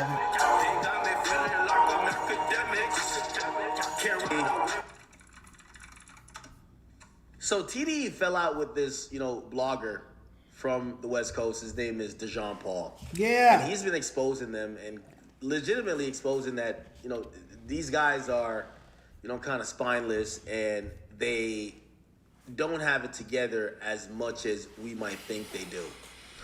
So in one of these exposés, we get to find out that Daylight, who I guess he's TDE or TDE adjacent, I don't know what his current status is. Apparently, Daylight is talking shit about let me see, oh my God. Hey, give me a second. Yo, could y'all send me the tweet? That's not me. Yeah, ain't nobody talking That's about a AI. It's not AI, but it's like it's doctored up. I don't. Okay, I'm gonna read it. Right? That Flacco picture, my skin don't look like that. So, all right. I have smooth skin. This is the guy. His name is Dejon Paul. No, it's not. My name is Dejon Paul. You said it right the first time. That might be strike 3 with that. Y'all know I got Axe line. I got Axe personal phone number. They gave me Axe personal phone number. I'm going to end up sending him a voice message. Daylight, and he exposed more tweets. Remember the whole thing about when he's like, oh, Drake has Act, and Joe has, Joe Budden. And what we get to realize is that Palm trees in the chat. Turn up. An affiliate or a TDE artist, whatever you want to call it. Dark Rainbow in the chat. Where the Dark Rainbows at? Destruction in the chat. Dark Rainbows in the chat. We viral, baby. Critical of even Kendrick and even Kendrick's last album, right? GNX. So listen to this. This is interesting. Okay, we're going to read some of this stuff. Okay. All right, so they sent, Palm trees in the chat. Hit that like button. Sub up. And Dejon says, he could have been like West Coast Wayne or Dejon. something. But I had the same conversation with RJ years ago about how he got caught up in that whole ratchet wave and mustard sound and being a party rapper. Okay? He says, I could see someone tweet that KC Veggies was going to be like the next Lupe Fiasco and a huge star in hip hop, but he started rapping over West Coast party beats like Backflip. And Daylight says, it's sad, man. All them niggas from Dot album flopped, LOL. Facts. Your chat. Y'all heard it. It ain't me saying it. The truth can never Even be the West disrespect. Coast is telling you that Kendrick put a bunch of niggas on his album and they all fucking flopped. All right? This is Daylight saying to himself. So he says all the niggas from Dot album flopped. And he says Dot is able to get away with it. Listen. Hold on, sorry. All the niggas from Dot album flopped. Dot is able to get away with it because he's already made real rap albums. So Dejon says, shit, Dot sold millions with GNX. It was a win for him. But none of the artists he featured did anything with the opportunity. Nobody followed up. Nobody followed up with a big single or well-received projects. And he didn't have the right new LA rappers on there. No Big Sad, no Blue Bucks, no Ray Vaughn, no Kalon. Hit a J3, trash. But yeah, real quick, I feel like I stand on what I said in the DMs. Obviously, I would have loved to see Big Sad 1900. I would have loved to see Kayla for real. Blue Bucks Clan wasn't broken up at the time. There are some doper artists that also could have been put on the album instead of some of the more lackluster artists. I obviously hit a J3's only on GNX because he's Kendrick's family relative and homie from his set, from his hood. That's like a homie favor. You feel me? I feel like instead of Peso, instead of Young Threat, we could have got a Kalen for real feature, a Big Sad feature, a Blue Bucks Clan feature.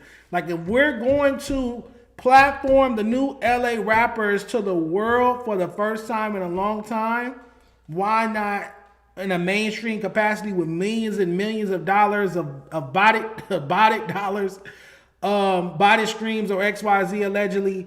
If we're gonna push it, if we're gonna push the button on a LA rap album, why not put the actual hot niggas on that joint that could get that bitch popping? As far as after the album is out, now they can go do something. The artists that Kendrick put on, most of the artists that Kendrick put on GNX, it was some cool picks. Like obviously AG Chike did his shit on Peekaboo. I'd have kept that. I love Wally and Siete on Dodger Blue. That just made sense. I would have liked to hear Siete more. To this day, I still don't know what part Siete sung on Dodger Blue.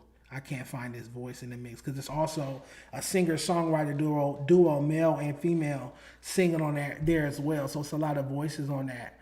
But yeah, I agree. Let's listen to a minute or two more of this before we get to our next topic. 3 Young Threat. Trash. Okay. So they said they can't because nobody care about West Coast style music globally. They care about Dot. Them niggas made songs after Dogg, but the world don't care. What Ray did at the pop-out showed he should have stayed there. Real rap back. Ray Vaughn also should have been on GNX, obviously because he's on, not only because he's on TDE, but because he's lyrically superior to most of these other LA rappers. And I think that would have made for a dope record and a passing of the baton or a passing of the torch. But maybe Kendrick, maybe Dot didn't want to work with other lyrical rappers on GNX. Maybe he wants to work with artists he knows that he's miles and miles and miles ahead of better lyrically, versus the gap is a little smaller than Paul's with Ray Vaughn and Dot. So maybe he didn't want to work with a LA rapper that could rap in the same leagues as him. He just wants to work with LA rappers where he know like they have mediocre lyricism at best. Maybe that's what it is. I don't know. I don't know Dot personally, but I think that's what it is. I think he wanted to work with artists that wasn't going to outshine him or be any competition to him whatsoever lyrically. And maybe that's why none of these artists have put out any like classic material or hit records since GNX, because he picked majority of the wrong artists. Like I said, Big Sad would have been nice on that joint. Ray Vaughn would have been nice on that joint as well. I agree. All right, bet. Smartino, my mod said Dot would have had a perfect album if he didn't add GNX to it, the title track, or he switched up that weird ass beat. Yeah, I didn't like the beat on GNX. Didn't like that record. And also, I feel like GNX was a little too short. I feel like we needed more than 12 songs. We needed like 13. And like I said, if you're going to put LA rappers, you just should have mixed it up, had some different LA rappers on there. All right, speaking of my DMs with Daylight, shout out to Act for the coverage. Change that thumbnail, please. Speaking of my DMs with Daylight, Viral Way, Messiah, and Mr. Viral had an opinion on me exposing Daylight's DMs and said Daylight might get kicked off TDE. Let's check it out. Oh, shit. Be surprised. Time is ticking. He All I'm saying is, if Daylight get kicked off the label, don't be surprised. Time is ticking. If you saying all that behind the scenes to another nigga, you cooked. If I'm running the label, you out of there. And you I'm not talking wishing about this Dot? on Daylight. You talking about Dot? I'm not wishing this on Daylight, right? Because I fuck with Daylight as a battle rapper. But you signed to TDE. You talking shit about TDE artists or TDE affiliates in Dejon inbox. And Dejon is TDE ops. So he's saying the same thing I said. Is he they ops? Yes, he they ops, nigga. Fuck you mean? He been flaming these niggas for the last 3-4 days.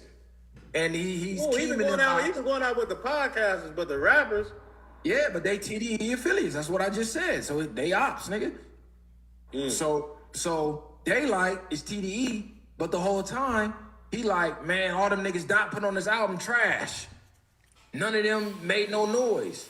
Blah, blah, blah. Which I had to take during the first episode we did with Rios, run that back. I remember said, that. hey, everybody who been on GNX, they dropping the ball. Dot put the spotlight on the West Coast, and I don't see nobody running with it. They said, "Follow you." Nigga. All right, shout out to Viral Way, man. You know what I think? I think we need Dejon Paul on the Viral Way podcast. I think we need Dejon Paul on the Viral Way podcast. I think we need to link up and talk about this GNX shit some more, because I remember that take. I remember him not calling out, but holding the artist accountable. I remember Mr. Viral saying like, hey, the artist that was on GNX kind of dropped the ball. I do remember seeing those clips. So maybe we could talk about that some more. I would love to pull up some Viral Way podcast and talk about that some more. I feel like it bothers me. I don't know why it bothers me, but I see a lot of hate that Viral Way get. And it's normally not from black fans, black people. Normally, it's from other races. I see a lot of hate that Viral Way gets. And it reminds me of the hate that I get, like when Keyboard Clips post their clips, because obviously the handicap bitch, god damn it, fuck, she got way less followers than me on Instagram. Her Instagram isn't growing because she's biased and she don't post nobody response to the bullshit FMW be kicking. She only posts their one side of it, like a fan page, not like a real clip page. I forgot the name of the handicap bitch, but she's handicapped and good for her. But yeah, so like she won't post them in the Reddit. Every time they get posted in the back on Fig Reddit, it's like, oh, why are you posting Viral Way? Why are you posting Viral Way? And the Keyboard Clips comments, fuck these guys, fuck. It's just so much hate from other races. Because I go click on the page and see what it is. It's rarely anyone black hating on them. It's always from other races. It reminds me of the hate I used to get when I used to say I want to see more black people on Power 106 talking about hip hop instead of just having people from other races talk about hip hop on Power 106 and LA radio. It reminds me of the type of comments and the hate I would get around that time. It seems very similar to that. But shout out to Viral Way. Shout out to them. No, I wasn't talking about Seven. Seven is my mod. Seven is a friend to the show. She's on the show several times. Shout out to Seven. That's one of my favorite mods. Haven't seen her here in a minute. All right, real quick, because I do have a guest pulling up. I have a rapper pulling up. I have to interview, but I wanted to react to Lush calling out Kendrick Lamar for copying Draco's flow. Let's check it out. Was sucking Draco's. Kendrick's new album wouldn't exist if it wasn't for Draco's style. All Drake would have had to do to make a significant difference in that beef, as far as the streets of LA is concerned, is they shout out the ruler. You gave him a fucking hook. You did the song with it. All he would have had to say is shout out the ruler. Because we know the truth. We know Kendrick bit. You feel me? We know he's swagger jacked and refused to give credit. We want a Grammy off that man's name. Come on, man. Off that man's style, not that man's name. Long live the truth. Draco is one of the ghosts of hip hop. I think Draco would want to go to West Coast hip hop. I wouldn't do too much, Lush. But yeah, Draco is definitely one of the GOATs and icons, one of the most influential rappers ever come out of the West Coast. Salute, rest in peace, long live Draco the Ruler. But I agree with Lush. Kendrick definitely bit and copied and swagger jack Draco a few times on GNX. Probably the best record or one of the best records on the album, Hey Now, is just blatant. And for him not to, like, even at the pop out, the screen said long live Nipsey Hussle, but the screen never said long live Draco the Ruler. I talked to Rucci about that on camera. He said it wouldn't have been a problem if the screen said long live Draco the Ruler for 5-10 seconds and went on to the next thing. It wouldn't have been a problem. There wouldn't have been any violence at the show or anything like that. The show would have just kept going. So for Kendrick to never in life acknowledge Draco, then turn around and use and steal his flow is some janky LA rapper shit. It shows that even at the highest peak, at the mountaintop, a LA rapper gonna be a LA rapper. So you never acknowledge this man while he was alive. You never worked with him. You never shouted him out. You never reposted his music. You never showed any love to him while he was alive, or even after he got murdered at a festival. But then when it's time for you to make this album, this comeback album, because Mr. Morale was noted as a dud. The city did not fuck with that. We was not fucking with that album. Was noted as a dud. When it's time for Kendrick to make a comeback album, and when he's beefing with Drake, Iceman out what, May 15th? When he's beefing with Drake, now the nigga wants to copy Draco's flow and make a contemporary LA rap album using a lot of Draco's sonics and aesthetics. And like Draco said in that video, I wish I had it queued up. He said there's going to come a time where they put all the LA rappers on an album and Mustard's going to be producing tracks. Woo. Draco prophesized that this would happen. Was he clairvoyant? That's crazy, man, because it happened. And like Lush said, this man won Best Rap Album. This man won a Grammy off using Draco's sound and never once out his mouth on a post, nothing. Never once paid homage or showed any love or appreciation to Draco or his family, but copied that man's style and won a Grammy with it. There is nothing more LA rapper coded than that. That is LA rapper coded to the core.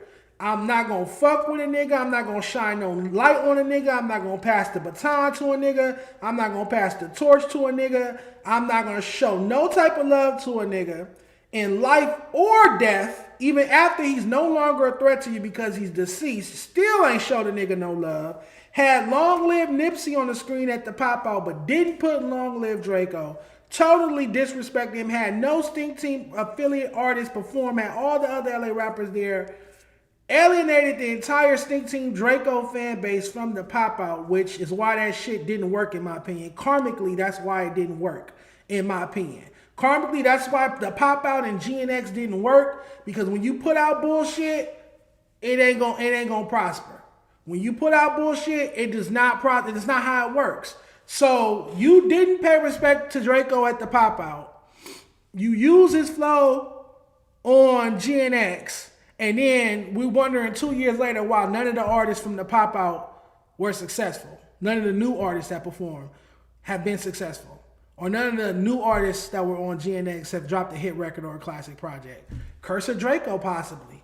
Maybe because niggas was using Draco's flow, but not showing any love, homage, or acknowledgement. And we not even, it'd be different if you didn't use his shit. Now, you don't show love to a nigga, you don't acknowledge a nigga, but then you don't copy him, you leave his sound alone, cool, whatever. How do you copy a nigga's sound?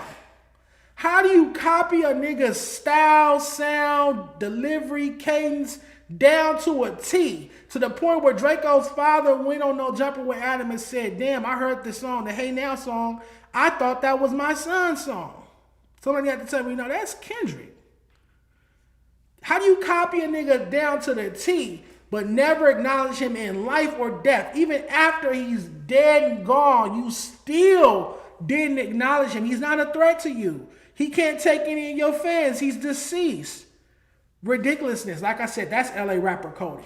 As someone who's been working with LA rappers since 2008, I understand the psyche of the LA rapper, and that is LA rapper coded to the bone. To the bone. But all right, let's get to the next topic, because like I said, I have a guest coming soon. Shout out to Lush for that clip. We're also going to talk about these allegations against Lush. I believe his ex-wife. I had no idea Lush has been married before. I had no idea that Lush had a black ex-wife. So when Tam's here on Wednesday, we're going to go through her allegations. I guess she posted that Lush used to call her the N-word with a hard ER. And that's going to be my precautionary tale to Tam about why I don't do the interracial dating. So we're going to talk about Lush's ex-wife allegedly exposing that he might have called her the N-word, or that allegedly called her the N-word with a hard ER. We're going to talk about that on Wednesday. Right quick, we have to talk about Snoop Dogg dissing me. Again, remember last week he commented on my page. What did he say? He said, shut your bitch ass up, in abbreviation under my comments. We talked about that last week. But basically Snoop Dogg reposted a very disrespectful post about me on Instagram. Let's check it out. You guys can't read it all, but I can read it for you. So Snoop Dogg reposted this post from a platform that doesn't fuck with me, but be in my DMs. I'm going to show y'all the DMs. Y'all know I'm exposing everybody. It's exposed season. So it says, niggas crazy saying LA not popping. Kendrick put us back on top. Chef Boy not letting up. Mark Nasty just dropped a crazy record. Joe Moses is a legacy act. Just dropped a few projects and stay selling out shows. The selling out shows part is capped, but shout out to Joe Moses, because his show at the Observatory didn't do too well. The lady showing out, Dej Dollar going crazy. Hold on, Dej Dollar going crazy. That's the left cheek, right cheek girl. Pookie effing Rue. Who the fuck is listening to Pookie effing Rue? Showing y'all how to do it independent. Don't believe these failed LA podcasters and bloggers. LA is up. So Snoop Dogg posted this on his Instagram. People start tagging me going crazy. I'm going to read it one more time because I just want to go through this. So it says, niggas crazy saying LA not popping. Kendrick put us back on top. I feel like Kendrick's the only one that's on top. Kendrick's the only one that won from this situation. Chef Boy not letting up. Which Chef Boy song is charted? I'll wait. I'll wait. We just started the show with one of the worst songs we ever heard. I'm on the gang. Matter of fact, let's listen to it. You said Chef Boy... Snoop Dogg says Chef Boy is going up. Chef Boy just dropped a new project called Cheat Code. He has a song called Members featuring Tuski and Snoop Dogg. Let's listen to it. This is going up, right? Damn, say you going crazy in this bitch. Damn, say you going crazy in this bitch.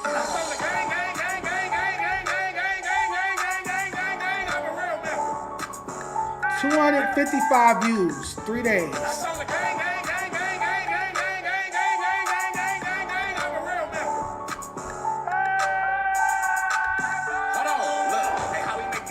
$255 views. So Chef Boy going up, right? Okay, got you. Chef Boy going up. Chef Boy going up. What else did he say? I think he said Mark Nasty just dropped a crazy record. Did it chart? Is it doing anything? What record are you talking about? Are you talking about Pumps in the Bump? Pumps in the Bump. Pumps in the Bump. That record? The MC Hammer record? That's what's going up?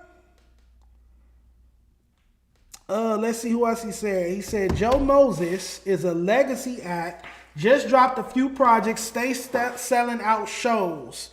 Where are okay? Let's be fair. Let's be fair. Hold on. Don't worry about nothing. Oh shoot. Worry about that. Let's look it up. Let me look it up. Joe Moses concert tickets.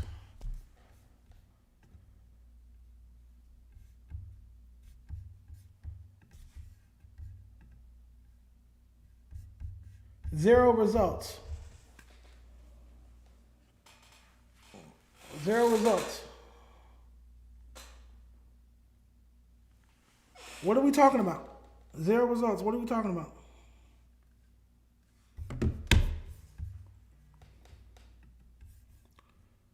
Hold on. Don't worry about nothing.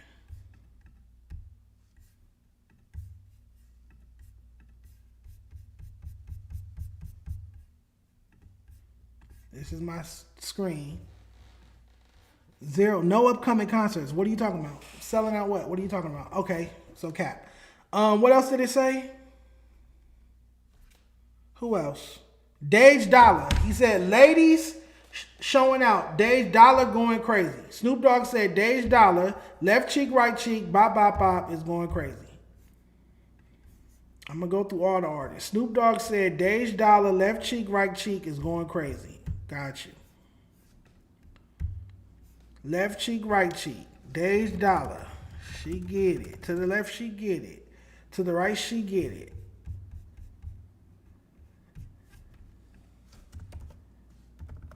Oh, Jeezy and 310 Baby on the remix.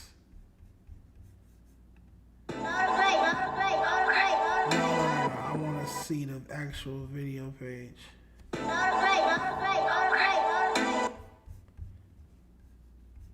77,000 views in a month. Less than 100,000 views on the music video in a month. Going crazy though. Song going crazy. Song is going crazy. Going crazy. Let's see. Let's see. Y'all know me. Let's go to Spotify. Dage Dollar Spotify. So less than 80,000 views on YouTube after a month the music video. Why does it do that? Dage Dollar.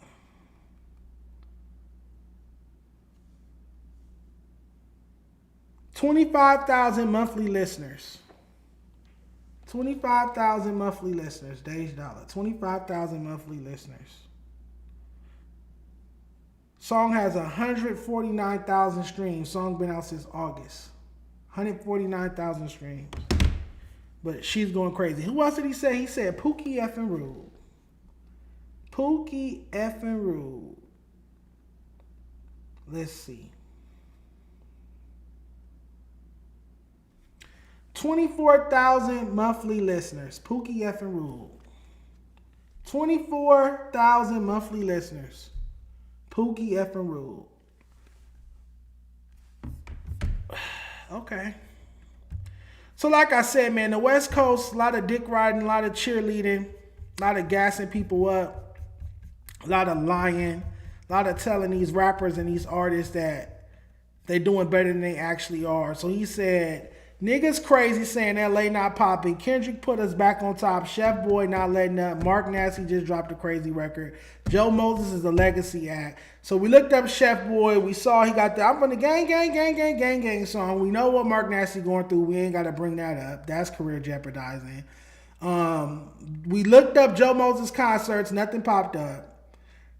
Looked up Dage Dollar song. She don't got 100. She got a song, a music video, and a song out with OGZ 310 Baby for over a month. Ain't hit 100,000 yet. Down South female rapper dropped a video with two big rappers in her city, 1 million views like that. Pookie effing Rude, and she only got what 25,000 monthly Spotify listeners. Pookie effing Rude, 24,000 monthly Spotify listeners. You talking about some Pookie effing Rude showing y'all how to do it independent. Don't believe these failed podcasters and bloggers. LA up. Now, Snoop Dogg didn't type this out. Another blogger that hates my guts because he's old and gray and I'm still young and virile, typed this out, posted this, and Snoop Dogg screenshotted and reposted because obviously he's co-signing. And before I get to Snoop Dogg, because I got a lot to say, I just want to show you how this page was in my DMs. January 31st, 2024. Bro, you really got the coast popping again. So dick riding. In my DMs, sucking dick. That's what you old West Coast niggas do. Y'all be in my DMs sucking dick, kissing my ass, sucking my dick from the back. Sucking my dick from the back in the DMs. But then you want to get on the timeline and disparage me because you don't want to see a young nigga winning. You don't want to see a young nigga having influence and making these artists crash out and drop diss records and be in the comments and make reactions and talk about me on every podcast every week. Not a week go by, Dejon Paul don't get brought up on these LA podcasts. So how the fuck I'm a failed podcaster? How am I a failed podcaster if for the past 4 years, y'all can't go 5 business days without talking about Dejon Paul on the West Coast platform? Make it make sense. But again, you yourself said, the person who typed out that bullshit message lying about some Dej Dollar, Pookie Efferood, and Chef Boy got LA lit. No, the fuck they don't. They got LA looking like a bunch of clown dancer music. Like a bunch of Tommy the Clown. We look like a fucking kid's birthday party. That's what the fuck we sound like. The soundtrack of LA Rap worked for a fucking kid's birthday party. But that's besides the point. You in my DMs sucking my dick from the back. Face all in the gooch. Bro, you really got the coast popping again. Shut your ass up. You sucking dick in my DMs, but got the nerve to type out a whole message and post it. And now you got Snoop Dogg reposting this, so I gotta crash out on motherfucking Snoop Dogg. Snoop Dogg. And I tweeted this. I'm gonna pull up the tweet.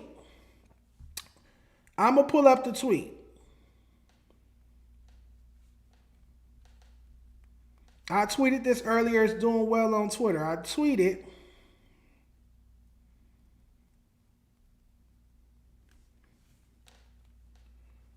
I'm going to pull it up. Let's see.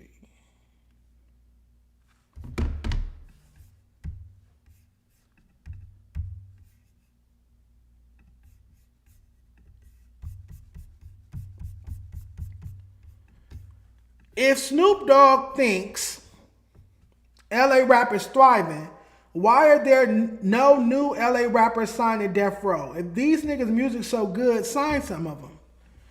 So Snoop, since you reposted messages talking shit about me and how LA rap is so good, don't listen to Dejon, LA rap is so good, why the fuck you ain't signed none of these LA rappers? If all these niggas that you naming doing so well, why you ain't signed none of them? Snoop Dogg has owned Death Row for damn near 5 years now. Ain't signed one new LA rapper. Gave them no deal. Gave them no Death Row chain. Dropped no successful album. Dope mixtape. A hit record. Even a fucking viral TikTok song. Nothing. For 4 years. 5 years actually at this point. Snoop Dogg has owned Death Row and ain't signed no new LA rappers. So if LA is thriving, if all our rappers are doing so fucking good, even though they can't tour past Arizona, even though their music don't get played on the radio, even though they can't chart on Billboard Hot 100, but you think their music is doing so fucking good and LA is thriving and the whole country not laughing at our music, talking about some dead homies. Since you think that, why the fuck haven't you signed a new LA rapper to Death Row? You said D Smoke is signed to Death Row. D Smoke was my motherfucking Spanish teacher at Inglewood High School. D Smoke is 40-something years old. What the fuck are you talking about?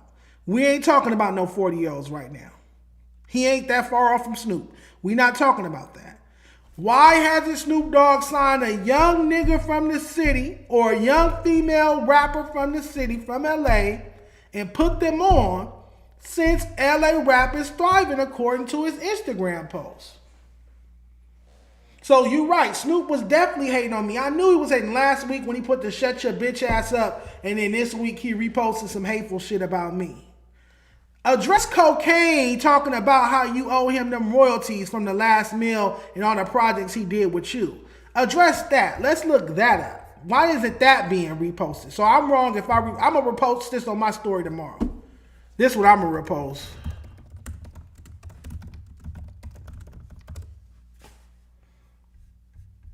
Snoop Dogg kept the millions cocaine reveals the truth about. You're a coward, Calvin. Cocaine's brutal message to Snoop Dogg. Let's watch some of it.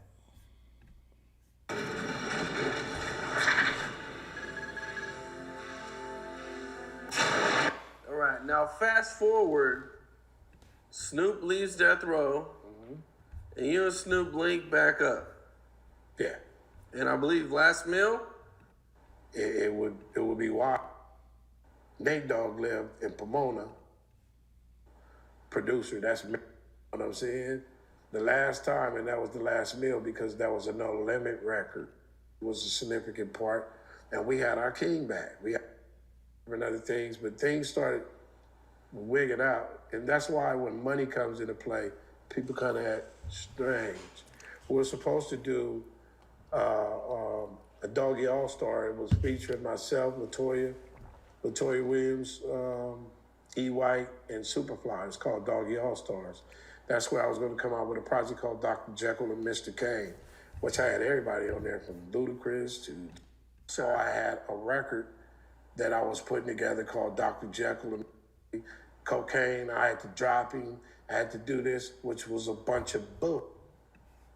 So I had to give him an inducement letter because he was, in breach of contract.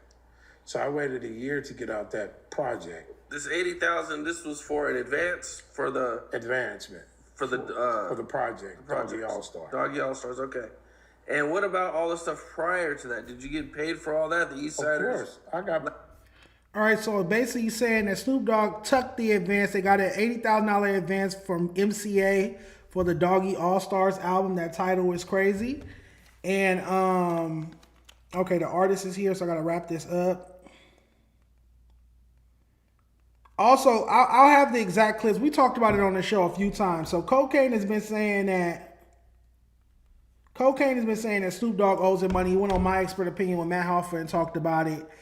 So Snoop, you posting shit about me. Let's talk about that. So I'm going to post this tomorrow. Tomorrow on my Instagram story, I'm going to post Cocaine saying how you owe him money. I'm going to post Daz Dillinger talking about how you owe him money. And I'm going to post about how there's no new LA rappers, young LA rappers signed to Death Row Records.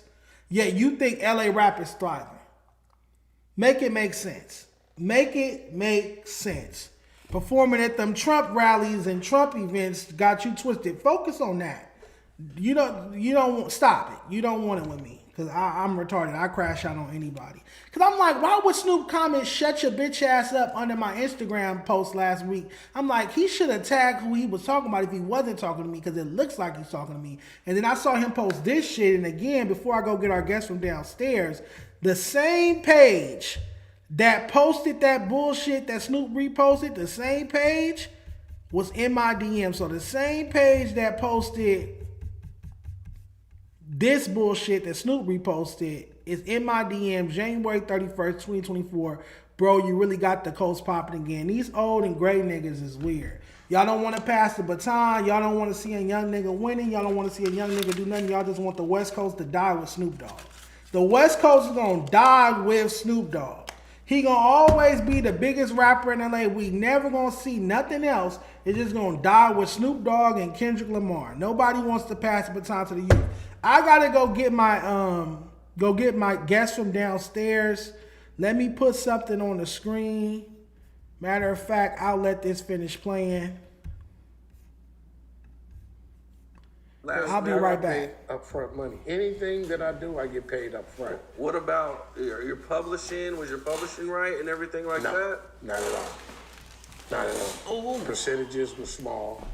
Some songs wasn't even registered years later. But the coolest thing about it is, I was waiting for him to get it right. That means I got on Paid the Cost to Be the Boss. That means I got on all these other volumes of records since not last meal. You see what I'm saying? For him to get it right. So what the thing of it was is that when I was trying to register the music on my side, for some reason on his side, he would have a discrepancy and they would kick it out. So I was always fighting him on registering my music properly, even though I was continuing to do music with him. What's up? This is Cam Capone. We got more content like this coming soon, so hit that like button, subscribe, and stay locked in to Cam Capone News.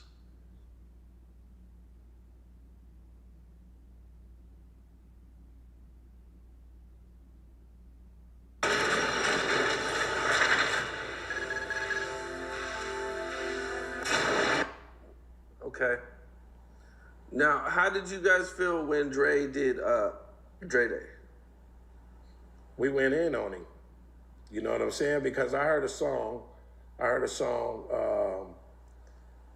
we were all cool. Even when Dr. Dre left, at that time, he didn't really have nobody. We rekindled our business relationship with Eazy-E, but then I was a signed artist at Ruthless Records, and at that time, Hutch was working on a project, and we couldn't really put Snoop Rock Ski on at that time. So what Warren G did is took their demo tape up to some type of barbecue and played it. And Dr. Dre knew Hutch was working with Snoop Dogg. So Dr. Dre had called Hutch and said, man, Warren brought this tape over here. I'm thinking about messing. What you think? So Hutch is the one that vouched for Snoop Dogg.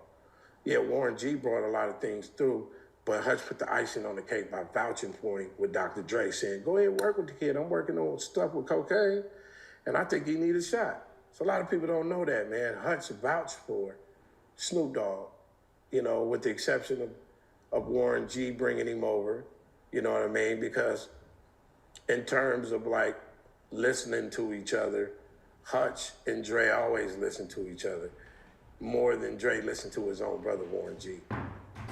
But the music spoke for itself. So Hutch said, man, work with the kid, I'm working with cocaine, and that helped landing Snoop Dogg's career.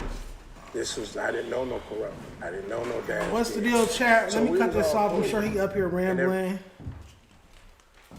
Get this trash out your way.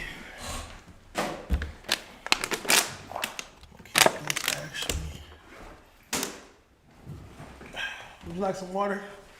No, I'm good. All right, for sure.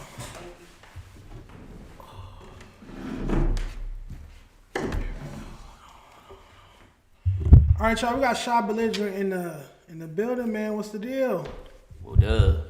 Shy Belligerent. Long time no see, man. Yes, sir. Ain't seen you in a minute. What's the deal? All right, chat. You're gonna be respectful. You're gonna act right today. You're not gonna act stupid in front of company, I hope. Move this camera a little bit. All right, cool. How you feeling, man? I'm feeling good, man. You know, working. That part. Working as always. You going viral all over my Instagram Explore page. Right. I think it'd be the lyrics. It's the delivery too, but Yeah. I think some of the shit you be saying is crazy as fuck. Yeah. So right when you was walking in, this is Shy Belligerent. He from Watts. Got some dope music out. He was on my 2023 freshman cover. Yep. It's Shock Aware. I've interviewed him on Dan Lay before though.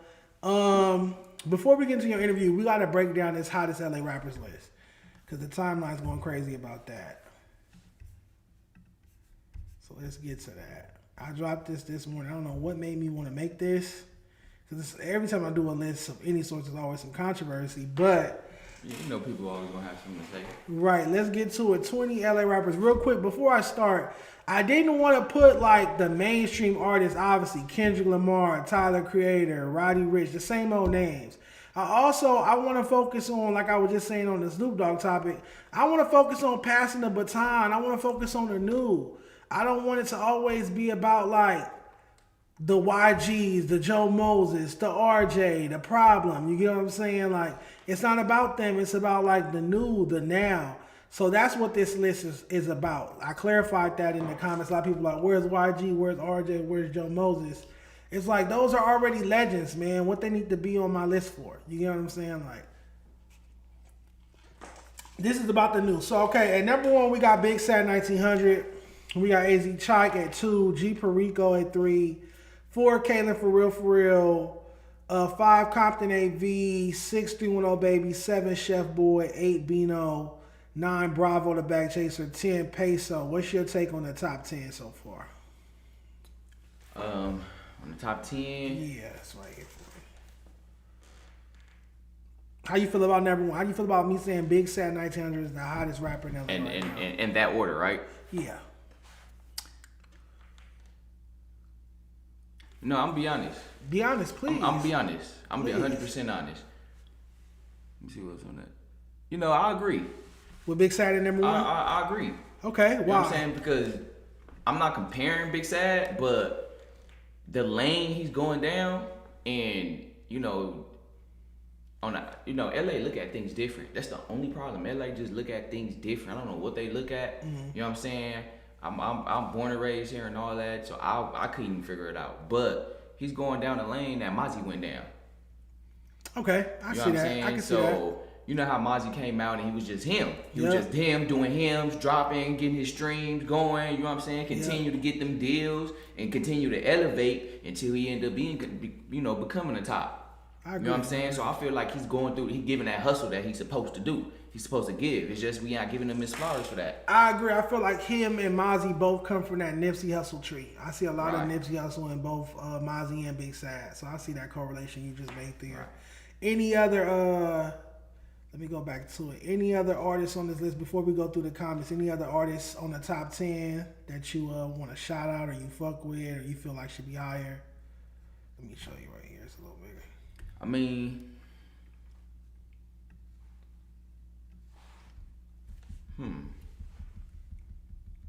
Chef Boy over AZ is crazy. Chef Boy AZ over Chef Boy is crazy. AV? AV cheek. AZ Chike. Oh, AZ Chike. AZ Chike over Chef Boy is crazy to you? Yeah. Why is that? AZ Chike? I mean, because he ain't, you know what I'm saying? I was barely able to say his name. But I know him, but we always know of him. How many times you really hear his music going around playing? I fuck with his music. I mean, I just feel like we've been waiting on his album. We've been waiting on his album, but you got to think he was performing at the Camp Flognog Fest. Right. He's in Paris Fashion Week, Louis Vuitton show with Pharrell and shit. He's collaborating with Tyler the Creator. He got the Kendrick cosign. He got the Warner deal. He got a endorsement with New Balance. He got a deal with JD Sports, the new sneaker store that's popping up everywhere all over the city. Right. He's got his song Game Time is on Madden. He made it to the Madden soundtrack. I feel like his team works harder than Chef Boy's team. His team is outworking. So this list is the hottest rappers list. Even if it was a best LA rappers list, I still feel like AZ Chike is a better rapper than Chef Boy. So he would be over him in either regard, in my opinion. I don't think Chef Boy, outside of like a Jamie Foxx or a Tracy Ellis Ross interacting with his TikTok, I don't think Chef Boy is getting mainstream looks, mainstream opportunities. What sponsorships and deals does Chef Boy have? What high profile appearances like that are we getting from Chef Boy? We're not seeing Chef Boy at Paris Fashion Week with Pharrell sitting next to Jay-Z and Beyonce and shit. When I say hottest, I mean who's making the most buzz, noise, engagement, XYZ. So that's why I got him over here. But I feel you rocking for Chef Boy. We're going to read his comment in a minute. He has some comments. He want to do an IG live about this tonight. Let's get to part 2. Ray Vaughn at 11. Buddy. Rafi the Plug. Rucci at 14. 15 Mark Lux. 16 J Reddy. 17 G Money DT. 18 Cuzzos. Only female rappers on the list because we know our LA female rappers don't really make too much noise like that. Maybe TDE should sign one of them. And then Smoney, are you familiar with him? Smoney? Yeah, he got the Young and Turnt record. Yeah, for sure, yeah. And then Player Ways from Sting Team, he got the Air CNC record. So, from this half, who are you familiar with? Who do you think should be higher? Who do you think should be lower from the second half of the list? All right, man. Shout out Ray Vaughn. Okay. You know what I'm saying? Shout out Ralphie. Shout out J Reddy. You know what I'm saying? Shout out Rucci. Okay. You know what I'm saying? I fuck with all of them for sure. So how you feel about the order of the second half? Now the order of it. Anybody you would raise? Anybody you feel like should be lower?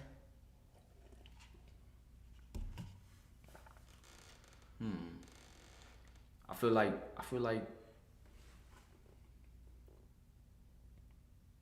Rucci should be at 12.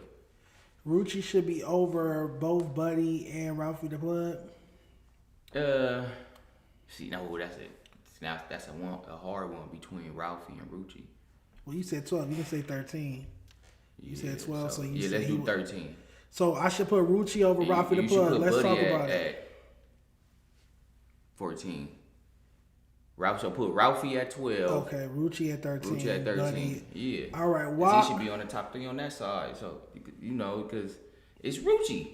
Just like you said, Rucci that had the appearances and you know what I'm saying. Then they land a Boosie feature and that was 2020. That was literally the pandemic. That was 6 years ago. Listen. Happened. Buddy is on the new Snowfall. Right. Like it's one of the main characters. Like again, Buddy is somebody else that you'll see at Fashion Week.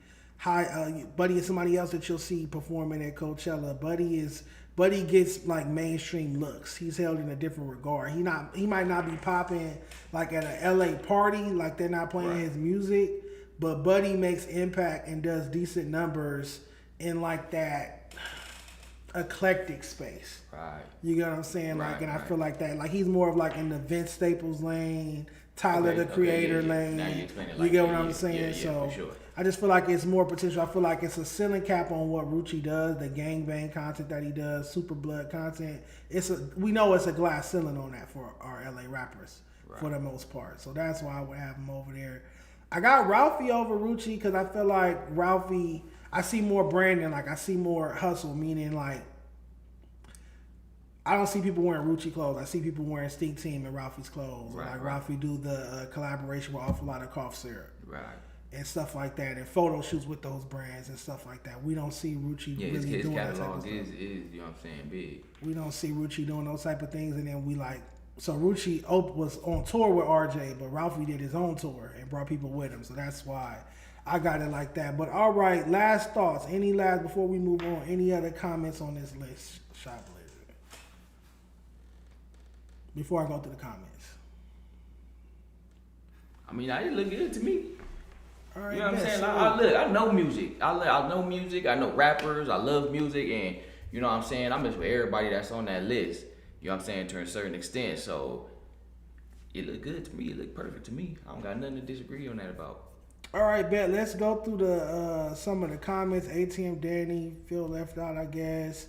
Ralphie the Plug. Oh, you guys can't see it. I gotta move us. Hold on. Well, no, y'all just gonna have to let me read them. Ralphie the Plug commented, "These lists are too damn funny. Big Sad left a bunch of fire emojis. Chef Boy said, as much as I want to hate you, in all caps, I kind of agree with this list. And I said, LMAO, I don't know why you would hate me. I don't know why you would hate me. I don't know why you want to hate me. I want to see you touring past Arizona. Shit, I want to see you being able to headline your own tours. I'm going to do what your friends and homies can't do because they too close. They're going to be biased towards you. And that's tell you the real. I just want to see more substance from Chef Boy. Everything don't have to be a left-right type of dance record. Like, that's cool. You got those dance singles on your project. But where's the, substance? Where's the storytelling? Who is Chef Boy? Right. Like, you just want to make people dance, but you're not expressing yourself. Well, who are you? I don't know anything about you from your records. And what's funny is he can do it. I know he can do it. Y'all was on the freshman cover together, actually. Yeah, that's all. I'm just challenging. People think I'm hating on Chef Boy. Like, no, I'm not hating on bro. I've supported bro before. Yeah. I'm challenging him to be a better and bigger artist. Because like I said, YG made Tooted and Booted when he was 19, but imagine if YG was 30-some years old still making Tooted and Booted type songs. And that's all he did. He wouldn't have blew up. He had to make My Nigga, My Nigga. He had to make Do It To You. He had to make Me and My Bitch. He had to make Fuck Donald Trump. He had to make Fuck the Police. He had to make Meet the Flockers. You know what I'm saying? He had to tell stories. Every song just can't be some sex dance song. He would have burnt himself out if he stayed in that bag. So that's just my opinion on that. You wouldn't have got that for. Yeah, you got to have some versatility, man. I did forget to put Pay Gotti on the list. I will admit that. Oh, my nigga, shout out Pay Gotti. Yeah, I forgot to put him on the list. I'm human. I make mistakes. You know, I was putting together the list. It wasn't until afterwards I was like, damn, I left Pay Gotti off. That's my fault. Other than that, so before we get into your interview, a rapper crashed out, bro, behind this list. Are you familiar with Roy? Young nigga named Roy? Roy, no. He's from Inglewood. Got a Bunk Life and Bunk Life 3 song out. Got a song called Foles, song called Smoker Music. He's dope. Let's hear what he had to say. He was on IG Live. He tagged me. Let's check it out. There's no fucking way in a million years that Playerways is on this list and I'm not on the list, Pay Gotti not on the list, BMG, D-Mac, fool. Playerways? No, fool. No. That's G Money's fucking right-hand man, my nigga. Playerways is foul on the dead homie. That's foul. Nigga, you wrong, nigga. The fuck? Nigga, it's Playerways. Dejon, bro, get up here. Alright, so at number one, we got Big Sav. I could understand that because he's the top LA artist who dropped music consistently, and you feel me? He signed it. I mean, I could get that. AZ Chike at number 2 though is fucking crazy, nigga. Nigga, no. He feel like I don't care how many people a label sign and push as hard as they want. No, nigga, no. He's not number 2. No. Period. Nigga, no. Nigga. No. Like, I don't even want no, nigga. No. No. At all. No, nigga. Hey. Somebody calling your phone. Somebody named Williams Babaloa. Nigga just doxed the nigga. Like, what the fuck? Said his own government. G Perico at 3, fool. Like, that's crazy. I ain't gonna lie. G Perico. Who Bro, the fuck is G Perico? It's crazy. This nigga. So yeah, that's Roy. He was going off. He said a lot more shit. I didn't put all of it in the clip. I definitely screen recorded it though. He's mad. He felt like he should have been on the list over Playerways. What's your take on his crash out? I mean, shoot. We done seen a lot of artists, man, crash out over a lot of your lists.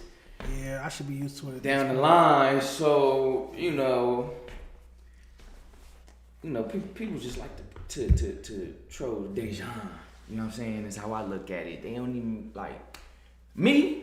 Okay, I'm gonna make me as the perfect example. Okay. You know what I'm saying? With my grade, I have never, ever came with no diss or nothing. Yeah.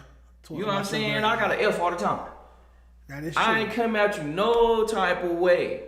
The only thing I did was just fix it. I agree. That's the only thing. Fix it. You never dissed me. That's all you had to do is just fix it. And that's exactly what I did. I turned around, fixed my lyrics, tried to change the cadence, try to talk about more things to catch y'all attention more. I just fixed it. You know what I'm saying? If you don't do nothing about it, you just gonna crash out on somebody and then that's it. I agree. So basically they packing them out in the comments because he said a lot of people's names. You feel me? So like they packing them out in the comments. Let's go through the comments. I'm gonna move us over here right quick. Then we're gonna get into this interview. I got some dope questions for you. And I got a tweet of the week that's gonna make you laugh. Airplane James fuck with me, said, hey, Bunk Life my favorite shit. King Chopper said, bro needs some food. Not the bird chest. D-Jack said, I never even heard of bro.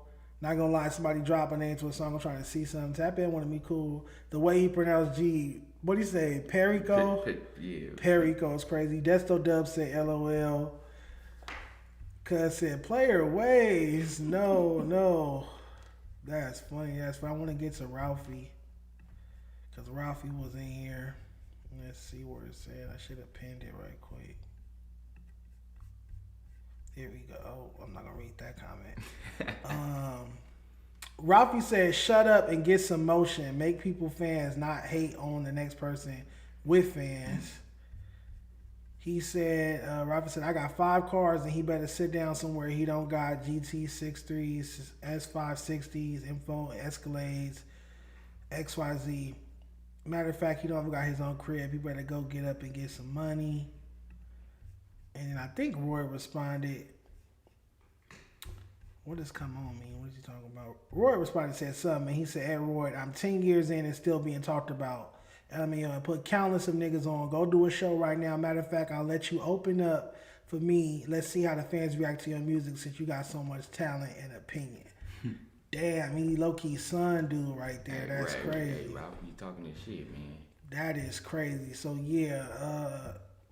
When I put out the list, obviously I knew it was going to spark controversy. I did not know that this nigga was going to get on IG Live and call out half of LA by name over a list. But it is what it is. All right, let's pull up the tweet of the week. That's how we're going to start the interview. I want your opinion on this tweet. It made me laugh. No, not that one. Hold on, let's see. It's from That's Ludacris. It says, LA rappers be focused more on who everybody bank with than dropping music. Ain't that crazy? That's funny, right? LA rappers be more focused on who everybody bank with than who dropping music is a classic tweet. That's funny as fuck. Oh yeah, that's funny. Niggas be like, bring me Wells, bring me Wells. I'm doing schools first. Navy Federal. Like you asking your supporters to break their bank. Yeah, like that's crazy. Like, nigga, I'm on your page trying to listen to your music, hear about your next shit, and you up here talking about some bring me a Wells, bring me a Wells. Right hand of God, I swear to God, an LA rapper asked me to bring him a Wells today. Right hand of God, I'm not gonna say which. No. It's like, no, nigga, you cannot use my bank account for nothing. No, I like having a bank account. I don't want to be on check system for the rest of my life or however long that lasts. So. I still get asked. That's the oldest fucking scam in the book. Who out here still breaking banks? You ain't really get nothing about that. Niggas talking about bring me Wells. I've been seeing that in a few LA rappers. Even in their notes. They'll put it in their notes. Man, they gon' bust it for $1,000, put it in their pocket and tell you ain't nothing happened. Tell you it ain't go through. It ain't go through and they keep the $1,000. Fuck up my fucking banking status. Now I'm on check systems. Can't that's how long it lasts? 7 to 10 years. You can't open up a bank account. You gotta wait the whole time. You cashing your paycheck at a motherfucking liquor store and they taking $200 out for the next 7 to 10 years because you let a nigga bust your Wells account. Is crazy as fuck, bro. We got Shy Belligerent in the chat. Palm trees in the chat. Oh, you got to pick the emoji. You're about to get into your interview. What's your emoji for the chat? My emoji for the chat, man. Mine's a palm tree. What's yours? My emoji for the chat, man. All 32 be. Hey, why every time I have a guest, all 32, you got to be in here starting shit? What's your emoji? What's Shy Belligerent's emoji? Something that represents shy or belligerent. What's a shy emoji? That was my chair, y'all. That wasn't me farting, I swear to God. That was shy my chair. Emoji. Look, we're going to switch it up. Yeah, what? Cause you know, I like to troll myself too. Okay. My emoji tonight is a trash can. Trash cans in the chat. Trash cans in the chat. Trash cans in the chat. I think my people can do that. Can we get some trash cans in the chat? Trash cans in the chat. Trash cans in the chat, y'all. I need to see trash cans. Hey, I troll. Yeah, what y'all don't know is I troll way bigger than y'all. I just troll in a different way. Yeah, you make art out of your troll and go real. I am the king of troll. You can't troll somebody that troll himself. Everything y'all say, I done said about myself. I'm gonna read some of them. Cud built like Oscar Proud is mean, and it's like I can't even time him out because he my mind. He time people out. Flex Washington looking ass is crazy. We got some trash cans in the chat. Shout out Michael Brown. If you got trash cans in the chat. If you got a question for Shy Belligerent, send $5 and we will read it. There we go, Scar Soul, trash cans in the chat. I want to see trash cans in the chat this entire time. Yes, sir. Let's get into this interview, man. Who are your top 5 LA rappers of all time? Okay. No. Watts. Oh, top 5 Watts rappers of all time. Give me 5 rappers from Watts. All right, man. You know I already got to show love to J-Rock. Okay. You know, so I already love the J-Rock. Man. What? You know, not a lot of artists coming out of Watts, right? It's plenty of artists out of Watts. What are you talking? Not plenty, but there's artists that came out of Watts. Probably not no good ones though. Ain't Glasses Malone from Watts? Yeah. I wasn't a big fan of him. Oh, okay. Not a big Glasses Malone fan. Right. Okay, look, let's look it up. Rappers from Watts. 03 Greedos from Watts. Who else is from Watts? Rappers from Watts.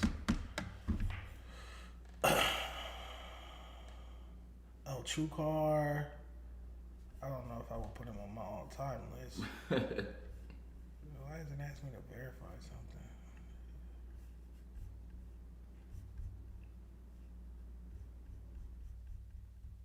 Oh, I'm not going on TikTok. Back. Please don't. Damn, I'm over here trying to think of my damn top 5 rappers from Watts.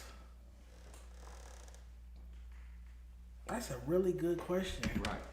You got me interested. I mean, shout out Lil Draws, man, from the PJs, of course. Okay. Shout out True Car. You know what I'm saying? You know that's partner for sure. I feel like I'm leaving out somebody like a big rapper. Yeah, I couldn't think of none. You know, it's hard coming out from right there in that little corner section. Is it? Yeah. Oh, Daylight, Glasses Malone, Sticks, the Death Row Group, Operation from the Bottom. Okay, shout out Sticks, for sure. Damn, it's not too much. Fuck, that's crazy. Why is it so difficult to make out a watch as a rapper? Because I'm sure y'all got rappers, they just might not have the notoriety. It's the crab in the bucket effect. That's the only reason. And always have been. Niggas hating on each other. Yeah. Pulling each other down. Pulling each other down. Got you.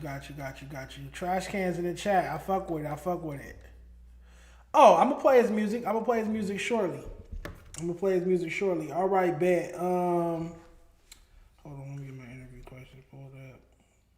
Should have already had them queued up. Oh yeah, bad luck. OFTB. I mean, but that's all my section. That's my section. You know what I'm saying? I ain't really that.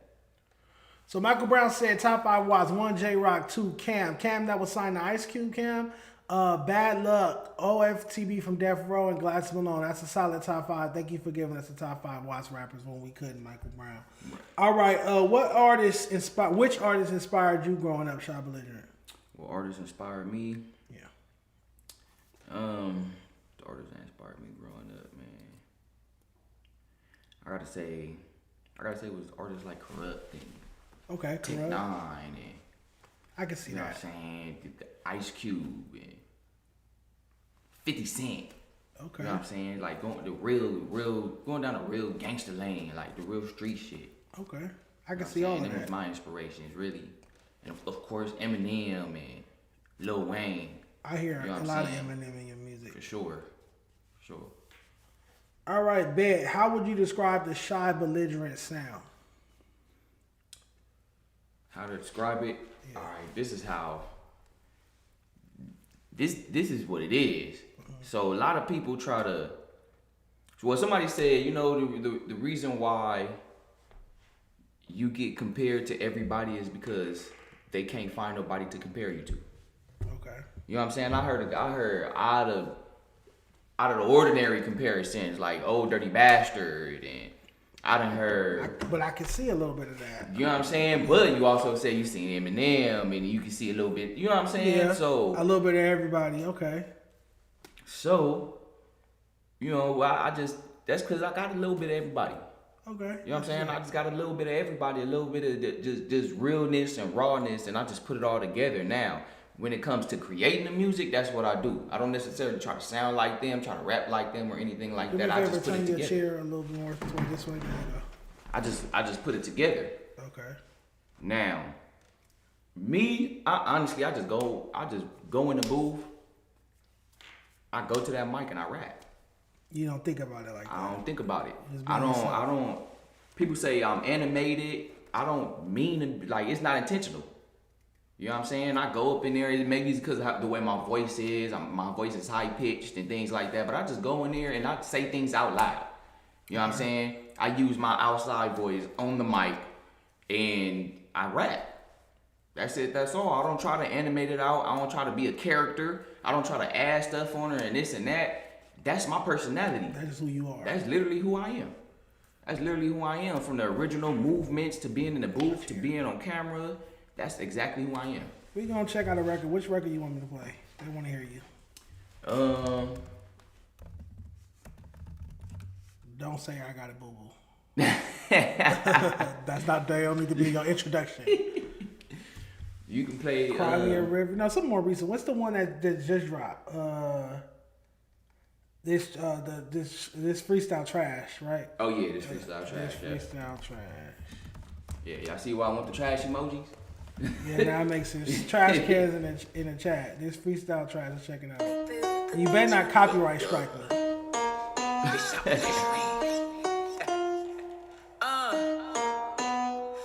ain't have a pot to piss and I had the shit in the alley. She don't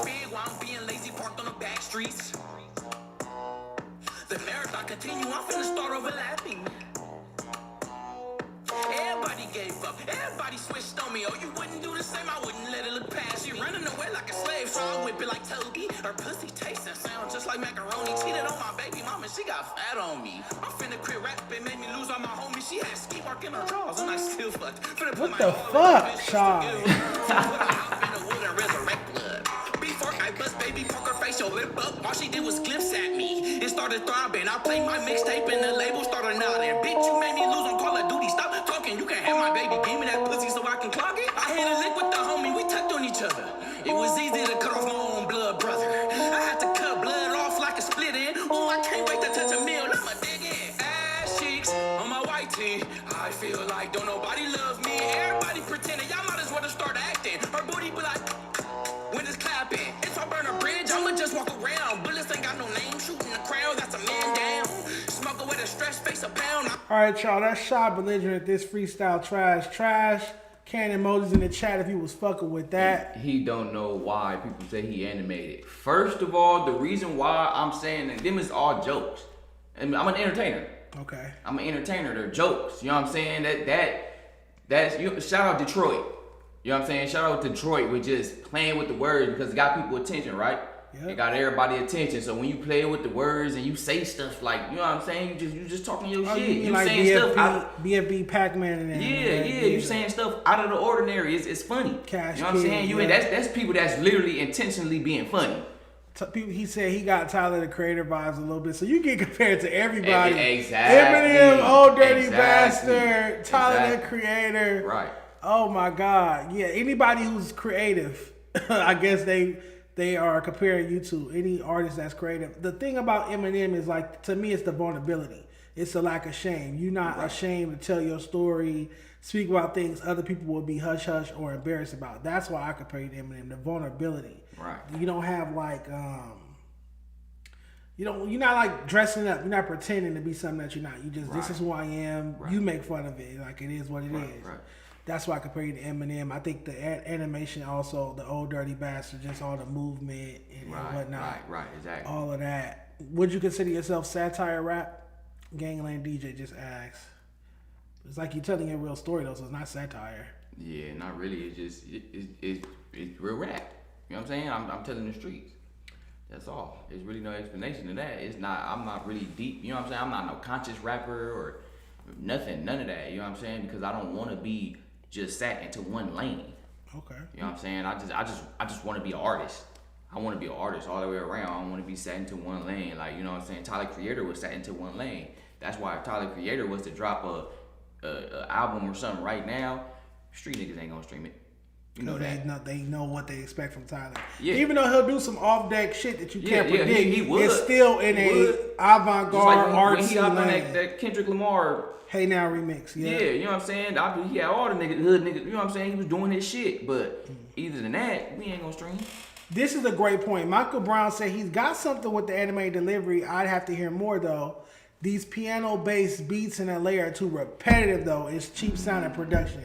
That was literally, Michael Brown, you literally like read my mind. That was my critique of that record. It's like what you are doing is so much bigger than LA rap. I feel like so many people can relate to your story, your delivery, your animation, your energy, your conviction.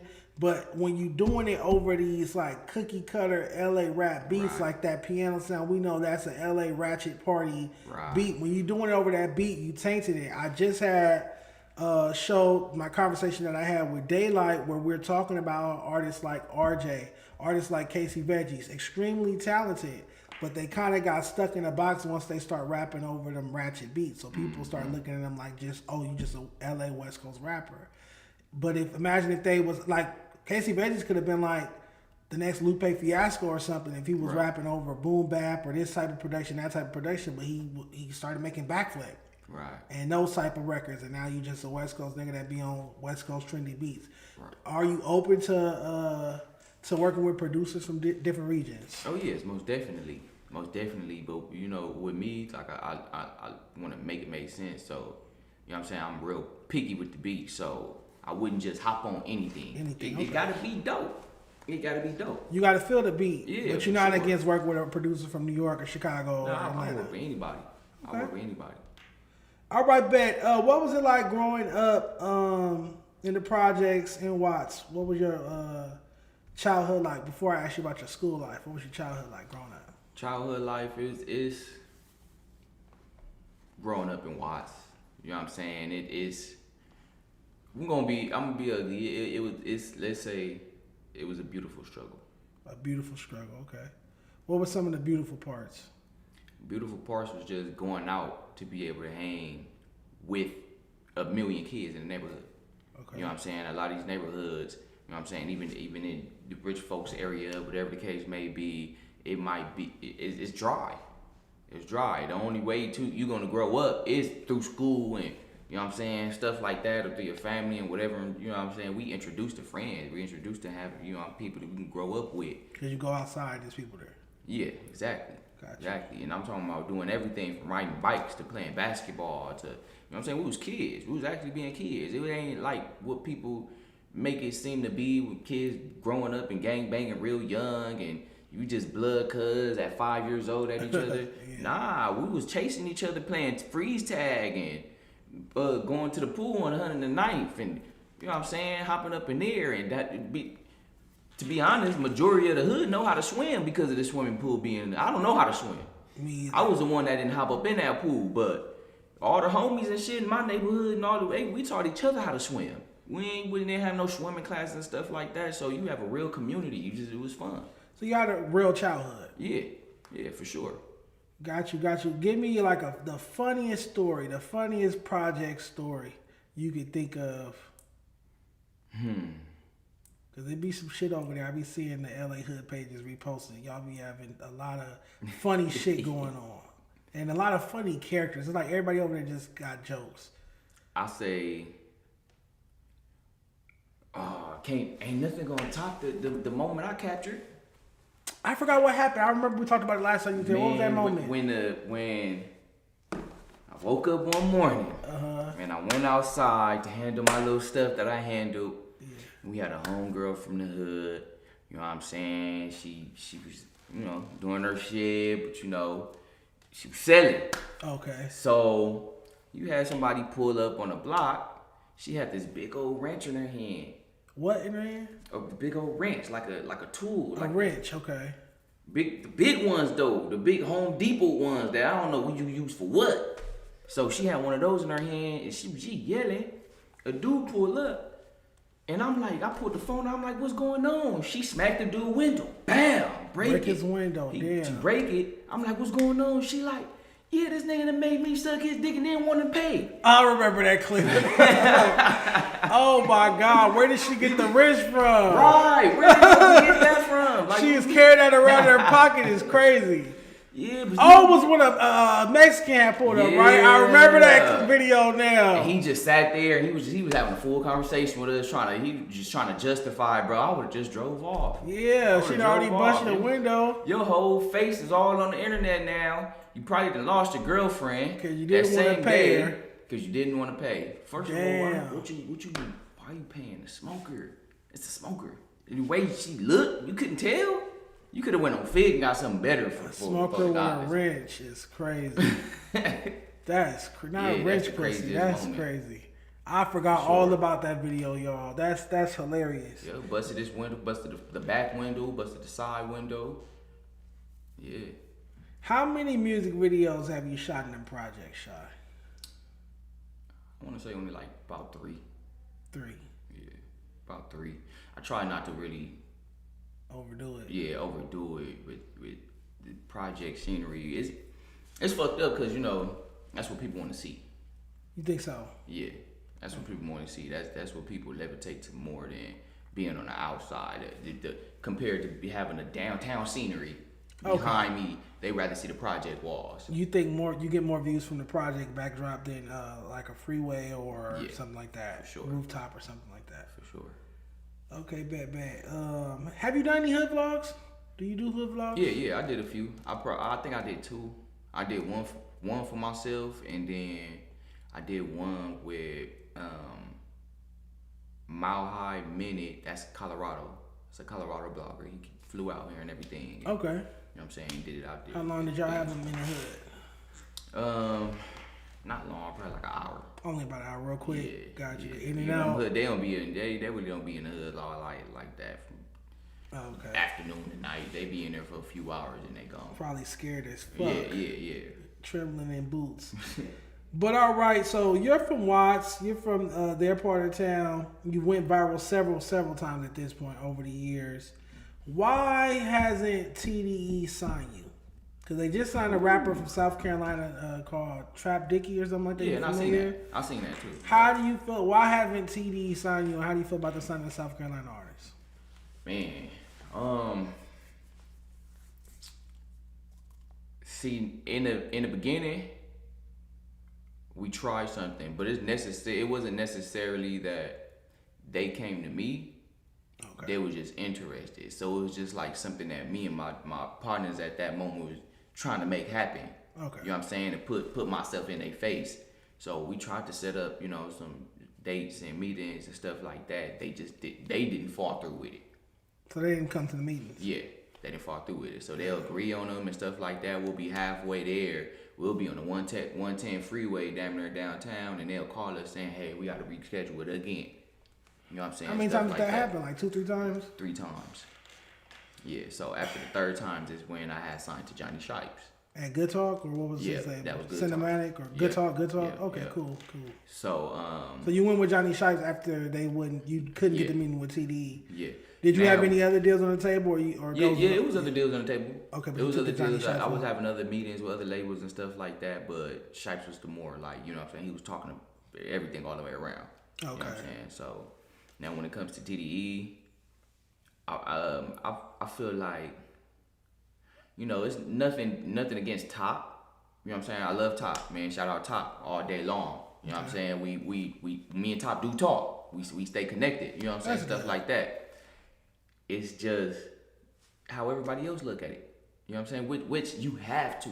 I'm not gonna lie. When I get to that certain part of my career, I have to look at it like that. But it's dealing with the person where you come from.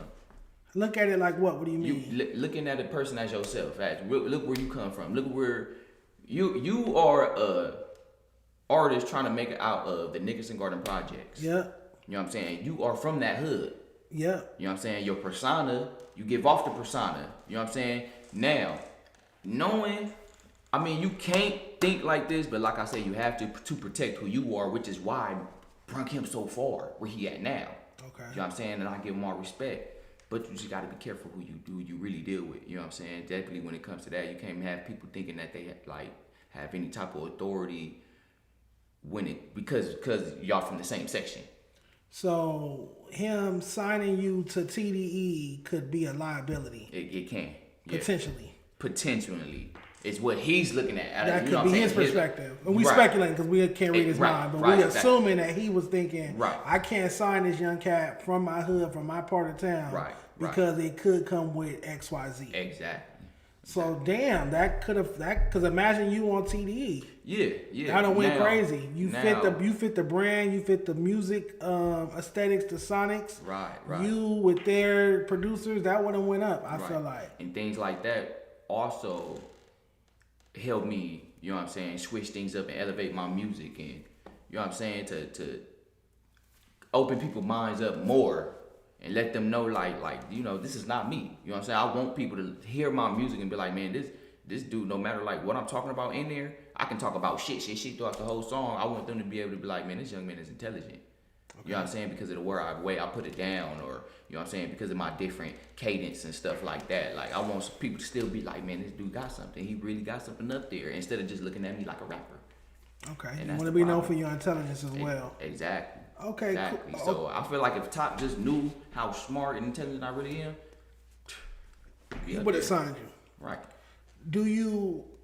Because he signed the Trap Dicky dude from South Carolina, is there any liabilities or risks that come with signing an out-of-town artist? Because to sign an out-of-town artist before someone from your own, and it'd be different if you were just a nigga standing outside rapping on the street. Right. And you got 2 songs on streaming platforms. Right. You got like 4 or 5 albums out. You done went viral countless times. You got songs with millions of impressions online. Right. You'd have been co-signed by different people. You'd have been platformed by different platforms. So it's like you got motion going on. So somebody with motion from your hood versus out of town rapper that we've never heard of before. Right. To me, I'm not with that. Yeah. But because I feel like it got to be a risk to sign an out of town nigga too, or is it no liability when you sign somebody from out of town? I feel like it's not though. I feel like it's not because you know what I'm saying you're really not dealing with out of town, and that has to be somewhere where he probably don't even go. Okay, so you know South Carolina. It was just a connection. You know how the connection, how I was just trying to be the connection that he signed. Yeah. You know what I'm saying? I feel like that was just something like one of his people didn't put together and say, yo man, I have this woody woo woo woo woo. You know what I'm saying? You should check him out. Got you. All right, bet. So years ago, an A&R at Def Jam hit me up asking who they should sign from LA, and I told them you. And then they asked to put you in contact with them. They ever reach out to you? Wait, who? Remember, I hit you up and said this A&R at Def Jam wants to speak with you. You don't remember when I hit you up? Oh, okay, years ago? I do remember that. Yes. What came from that situation? Because I was excited about that. You know, I think I actually talked to the dude. I don't think it just ever went through. Like y'all never had a official meeting or nothing? No. Matter of fact, and this it's crazy because this is what all of the labels say every single time. When you already signed, when you already in the deal, or on a contract, they literally tell you just come to me when it's over. So they said come to you when you got out that deal. Yep. Oh, so you was in a deal at the time that the Def Jam person reached out. You was already signing Shipes? Yep, I was signing Shipes. Oh, I wasn't privy to that. Right. I wasn't privy to that. Yeah, I was signing Shipes. They reached out at the wrong time. They should have reached out, a couple months earlier? Right, exactly. Imagine you on even though Def Jam don't do the so when they had reached out, I was already signed. So that was really one of the first labels that threw that. Let us know when it's my done. chair, y'all. I'm sorry. I'm just making a weird sound. See, that's not me that keeps saying that. I want to see some more trash cans in the chat, palm trees in the chat. There we go, Scarso. There we go. All right. So you collaborated with Dodie 6 on a song called Talk Like This. Remember that? Yep. Shout out Dodie. Do you think he fumbled his opportunity after Kendrick put him on the GNX album? He didn't follow up with a hit or like a dope project after he started posting the crash outs. You know what I'm talking about. Do you feel like he fumbled that opportunity? Because anybody would love to have been on the album. Nah, he didn't fumble it. You know what I'm saying? Everybody's journey different, but the motion is the same. So, you know what I'm saying? It's the progress is the same. He just got out of jail. Before the album dropped. Before the album dropped. He wasn't even freshly out for a whole year. Think about it. No, just a couple months. Think about it, literally. So he just got out of jail. His mentality, he didn't even get a chance to grow a mentality, to create a mentality of being outside. So it's just what happens. It's what happens with a lot of us in the beginning of our career. Shit, crash outs. We not letting necessarily crash out, but we just don't know. We just in it. We just don't know what to do. We're just there. So he said, "Fuck Kendrick Lamar." On Instagram. It's like I said, it's the emotions. The nigga put him on his album and he said, fuck Kendrick Lamar. You going through the emotions. You know what I'm saying? We all going through that shit. We all go through the emotions, especially in the beginning. Like I said, he just got out of jail too, and he think everything's supposed to just whoop, whoop, whoop, whoop, whoop, whoop. Not knowing, bro, it's steps to this. It might take a year, that first year. Yeah, you might have a Kendrick feature, that, you know what I'm saying, that first year, but that don't mean it's going to make you to be one of the biggest up and coming artists coming out of LA. You know what I'm saying? You might get that feature and people still might not know who you are. But it could if you utilize it, right? If you on a GNX album and you have a dope verse like he did on Hey Now, and you follow that up with a dope song and another dope song, and you shoot music videos and you drop the content. Too long enough though. He didn't go through anything to be able to look back and be like, all right, I'm gonna do this and this and this and this since this opportunity is here. That's the first ever opportunity you have, if you really think about it. First ever. You fresh in the game, fresh out of jail, fresh in the game, and you get an opportunity like that, I wouldn't know what to do with it either. So you got shell shocked or something? Yeah. Yeah, I wouldn't know what to do with it either. So let's say Kendrick came to you and asked you to put, for you to be on GNX, what song on GNX do you think Shy Belligerent would have gassed up?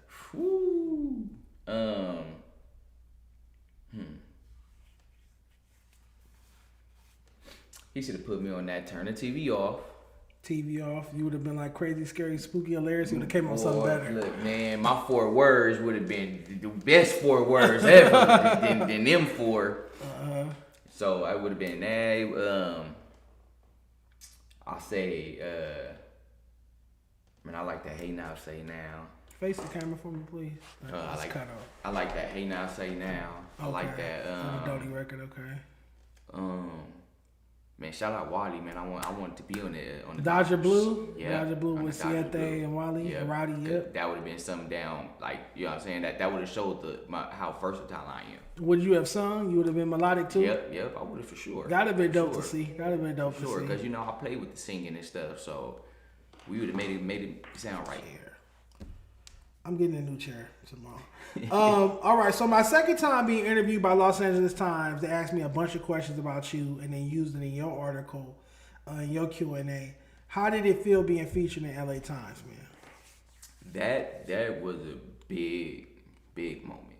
Yeah. Man, big moment for sure, because, you know what I'm saying, a lot of people, a lot of artists, a lot of rappers, you know what I'm saying, do become big in LA, but how often do they get featured to be on something as historical as the LA Times? Tell me about it. That's literally getting stamped by Los Angeles. You know what I'm saying? And for me to really be from here, born and raised, man, that means everything to me. We grew up off LA Times. You got the LA Times, you got the New York Times. Yeah. You know what I'm saying? That's just something we know.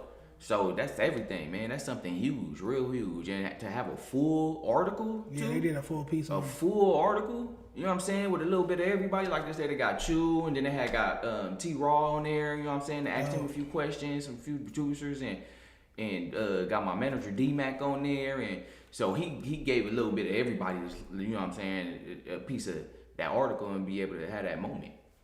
So that was dope. Yeah, congratulations. Shout out to you. I remember that piece. It was a really dope piece. Sure. They asked me about the freshman cover experience with you, and I was just telling them how, like, you are shy and stoic and to yourself, but then, like, once you get talking, he'll talk. Like, he not standoffish. He'll talk to you. Right, for sure. But, yeah, it's like a duality to you. Right. At the same time. He's shy, belligerent. Like, you know what I'm saying? You got a shy side. Right. You got a belligerent side. And we was on the phone, me and the publisher, yeah, we was on the phone for like 2 hours. Oh, for the interview? Yeah, for like 2 hours straight while he was sitting there doing his thing, writing it all down. Good conversation. So speaking of the LA freshman cover shoot, the 2023 LA freshman cover shoot, we did it at the Shockerware building. We had Chef Boy, X4, Free X4, Mark Lux, Bravo the Bag Chaser.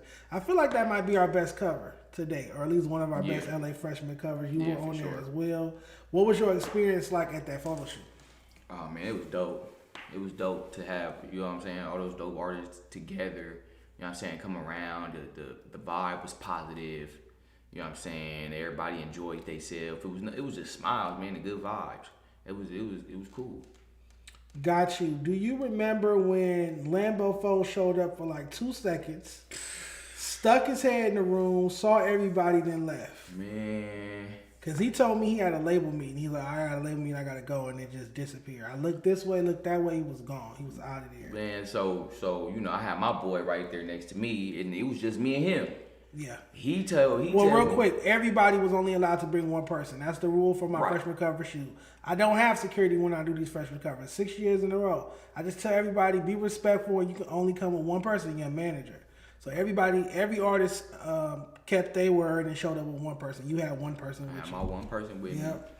He looked up and he was like, Lambo 4 just peeked up in here. I'm like, I don't even know how he looked. You know, I know who he is, of course, but I don't know how he looked. You know, he looked at me and was like, "You want to get up and go see?" Yeah, hell yeah, I want to get up and go see. You know, I'm not being on no messy shit. I'm just, you know what I'm saying? We trying to peep the vibe. I didn't even know he was going to be there. Yeah, I don't tell the artists who are going to be there. Yeah, I didn't know he was going to be there. Because then you got the date, time, and address where a person is. You can just not come and do XYZ. Right. I just physically wanted to see how he looked so I can know. You know what I'm saying? So when you walk outside. By the time we walk outside, he was gone. He was gone. He was gone. You're not lying about that. He was gone. He was gone. So later, come to find out, because remember, he told me he had to leave for a label meeting. And they text me that, because I was like, where you at? And he texted me, oh, we got a label meeting. We got to get out of here. Come to find out, he left because I had you guys there, and he felt disrespected by me having you guys there, even though y'all were being respectful. Y'all wasn't tripping. Y'all was still going to do the cover. Yeah. So technically, you're the reason why I never got Lambo 4 on the freshman cover. Thanks a lot, Sean. Thanks a lot. I ain't had no look. Me and him was both in the same boat. We ain't know who was gonna be there. It's just he treated it a different way than I would have. Hey. Yeah, I just hated. I was looking forward to meeting him, and just I just wanted to see you, bro. You could have stayed outside, could have stayed inside. You could have got it done. Or, it was no. First off, that facility's so big, y'all could have been on opposite sides of the fucking building if that's what y'all chose for whatever reason. But to me, it was bigger than that. It's about music. We talk about how LA rap don't do this, LA rap don't do that. Okay, we got 10 plus LA rappers coming together for a photo shoot at Shockaware. Right. We got sponsors here. Y'all leaving with merch. Y'all got merch to put on. All kind of shit. Like, it's food for you. Anything you need. I do it up for the artists every year for this freshman cover shoot. It be artists from all type of different. Look at the fucking freshman cover from last year. I got a nigga from A-Trade right there. No problem at all. Right. Because it's not about that, especially with me. Y'all know me. It's not about that with me. It's about music. You from the West Coast, you make music, you give a fuck about this music shit. Let's link up. Let's work. So to this day, I think about that all the time. Like, damn, Lambo Foes, because he had a hot record that year. So he was supposed to be on that cover, but Shy Belligerent cost me Lambophobia on the cover. That nigga was gone. Yeah, made that rant that next day. Yeah, got on social media making all the posts. I'm rant. Bro, I don't tell nobody who gonna be there. I never tell no art. People ask me, people say, okay, well, I'm not coming. You're not coming because if I tell you who gonna be there and you got the date, you got the time, and you got the address, you could do whatever the fuck you want to with that information. I just doxed the person. I just told you from 2 to 6, this person gonna be at this building, at this address, da-da-da-da-da-da. So why would I tell you who all gonna be there? Right. No, you show up with your one person, they show up with their one person, everybody be respectful. This is business. I'm not throwing no party or no shit like that. We're not sitting around drinking. This is business. We come here to take photos, get interviewed, get your merch bag, leave. Right. But it is what it is. But I haven't had any, just to clarify, never had any incidents on my freshman cover shoot. 6 years in a row. It's always been peaceful and always been copacetic. Do you think gang politics like that affect your career in any way?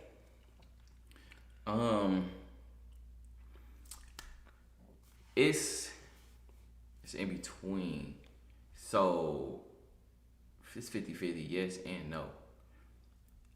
No, because of like, you know what I'm saying, the type of person that I am, because of who I am.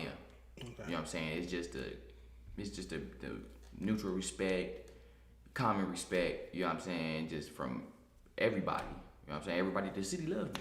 Okay. You know what I'm saying? I love the city. And you know what I'm saying? To the city, I just feel like to the city that they look at me and like, shit, Shy just can't do no wrong. Shy can just do him. You know what I'm saying? That's it, that's all. Now, when it comes to within this music shit, like getting features and stuff, yeah. It does affect it. It does. And that's why I don't have features. If you ever wonder, I don't have features. Right, yeah. I tried to set them up. Yeah, they be close to setting up and from a lot of big names. It's just they wouldn't fall through. And you think it's because of the gang situation? Yeah. So it's affecting you getting big features or securing the big features. Securing the big features. That's unfortunate, man. I really hate, because, you know, I mean, we from LA. We all know somebody from somewhere. We all got family members from different hoods, whatever. Yeah. That's just part of growing up out here. It's culture. But it's like, when y'all let that shit spill over into the business, I'll never be for that. I'll never advocate for that. People would say, well, how about 03 Greedo and Lambo 4 and this and that? Well, Grape Street is more commercialized. That's why. Their hood is more commercialized.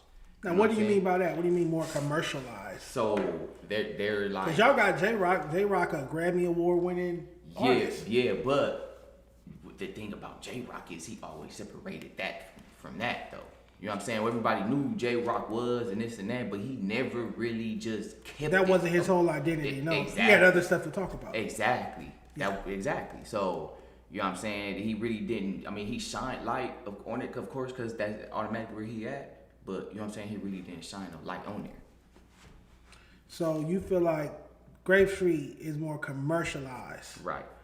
Because of Greedo? Because of Greedo. Don't forget you got the other one from the other Grape Street, fucking, the light-skinned dude. Trilliano? No. Who you talking about? The light skinned dude. NLE Chopper? Yeah, him. You got him. He not even from LA. But still though. That's so the that's reason a reason why to commercialize. Yeah, that's the reason why they look at them. I'm not saying they looking at him like looking at the hood like that hood is just, you know what I'm saying, like this and that. You know, of course they hard. It's just they looking at that. They get more major looks because they affiliated. Yeah, but it's like okay, oh shit, great streets. Oh great. You know what I'm saying? It's like y'all talk about hoods like they record labels or something. It's like but that's how it is. I don't know. The hood's a record label. Like that's I don't get it, man. I don't get it. I feel like, you feel me, everybody could just put out their music, push it to the best of their ability, promote it to the best of their ability. But obviously, something's holding us back. And I feel like if we was to have a board and write down what's holding LA rap back, I feel like most people will write down gang politics. Yeah, for sure. So it's there. So you're not capping. Sure. Maybe I'm not understanding 100% what you mean. But you're not capping. I get what you're saying in the sense. Like, call Viral and tell him to cut his stream. Viral Way is live right now at the same time as me. That's fucked up. How they say I like the fact J-Rock isn't banged out? That's what I meant. Like, he ain't on. You know what I'm saying? No, he wasn't on like super blood shit. Like you could, a non-affiliate could listen to him, a Crip could listen to him, a Blood could listen to him. This person, that person. Again, he's a Grammy-winning artist. We know him as J-Rock. You know what I'm saying? We don't really connect. If I look at him, I don't connect that to him. You know what I'm saying? I connect TDE to him more than anything else. Okay. And then maybe that's not a bad thing. Right. Maybe people's whole identity don't need to be their hood. Right, exactly. Because you want people outside of your hood to listen to your music. Right. All right, a couple more questions before we play this West game I came up with. Why did you title your recent project "I'm Finna Quit Rapping"? Why is that the title? All right, because man, just these few years, just going through it,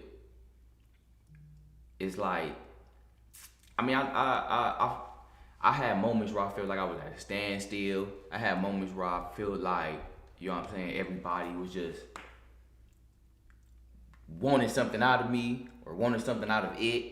You know what I'm saying? Trying to figure out how to stay relevant. It's just going through the ups and downs in it, man. Going through it all, trying to figure it out. And like I said, it's really mainly that standstill. Once you went in that standstill in your career, and you start trying to figure out like what can you really do. You know what I'm saying? Especially for the people that serious. It's what can I really do to elevate, to really make it up out of here. You know what I'm saying? Not a lot of artists really sit there and think about their careers like that. Like, what can I really do to get up out of here? Right. Yeah, okay. Has anyone on your team helped you in that regard lately? Honestly, no. Honestly, things is moving the same when it comes to like, I mean, honestly, I really don't even have a team. It's really just, it's me and my manager.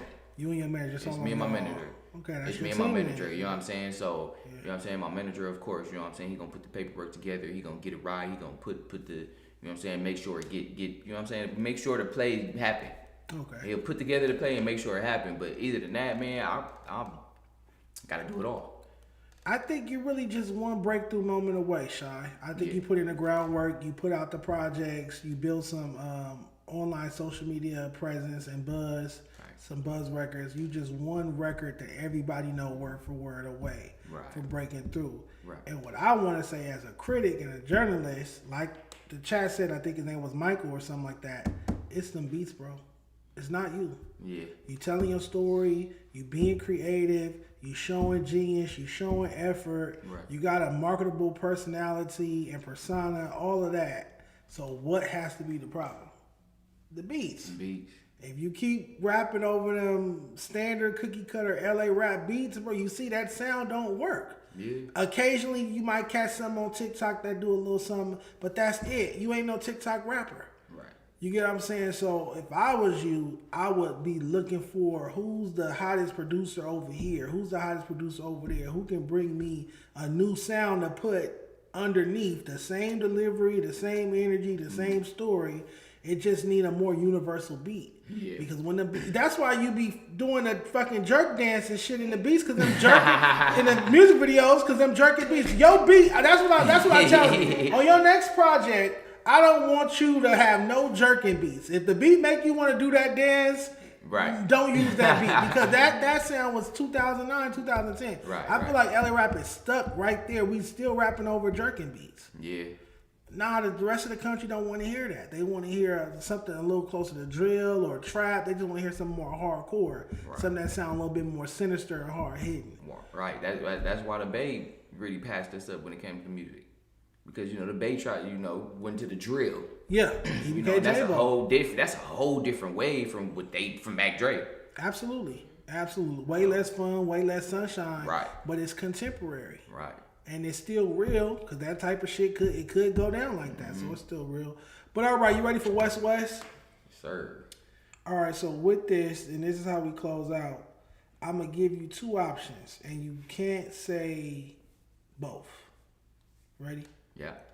Ice Cube or Snoop Dogg? Ice Cube. E40 or Too Short? E40. Dr. Dre or DJ Quick? DJ Quick. YG or Tyga? YG. RJ or Joe Moses? RJ. Dom Kennedy or Tyler the Creator? Dom. J-Rock or Schoolboy Q? J-Rock. Draco, rest in peace, or Nipsey Hussle, rest in peace? Rest in peace to both, Nip. Greedo or Caitlyn? For real. Caitlyn. Blast or Bino? Ooh. Damn. Bino more catchy. Blue Bucks or Shoreline Mafia? Blue Bucks. Ralphie the Plug or Ramble?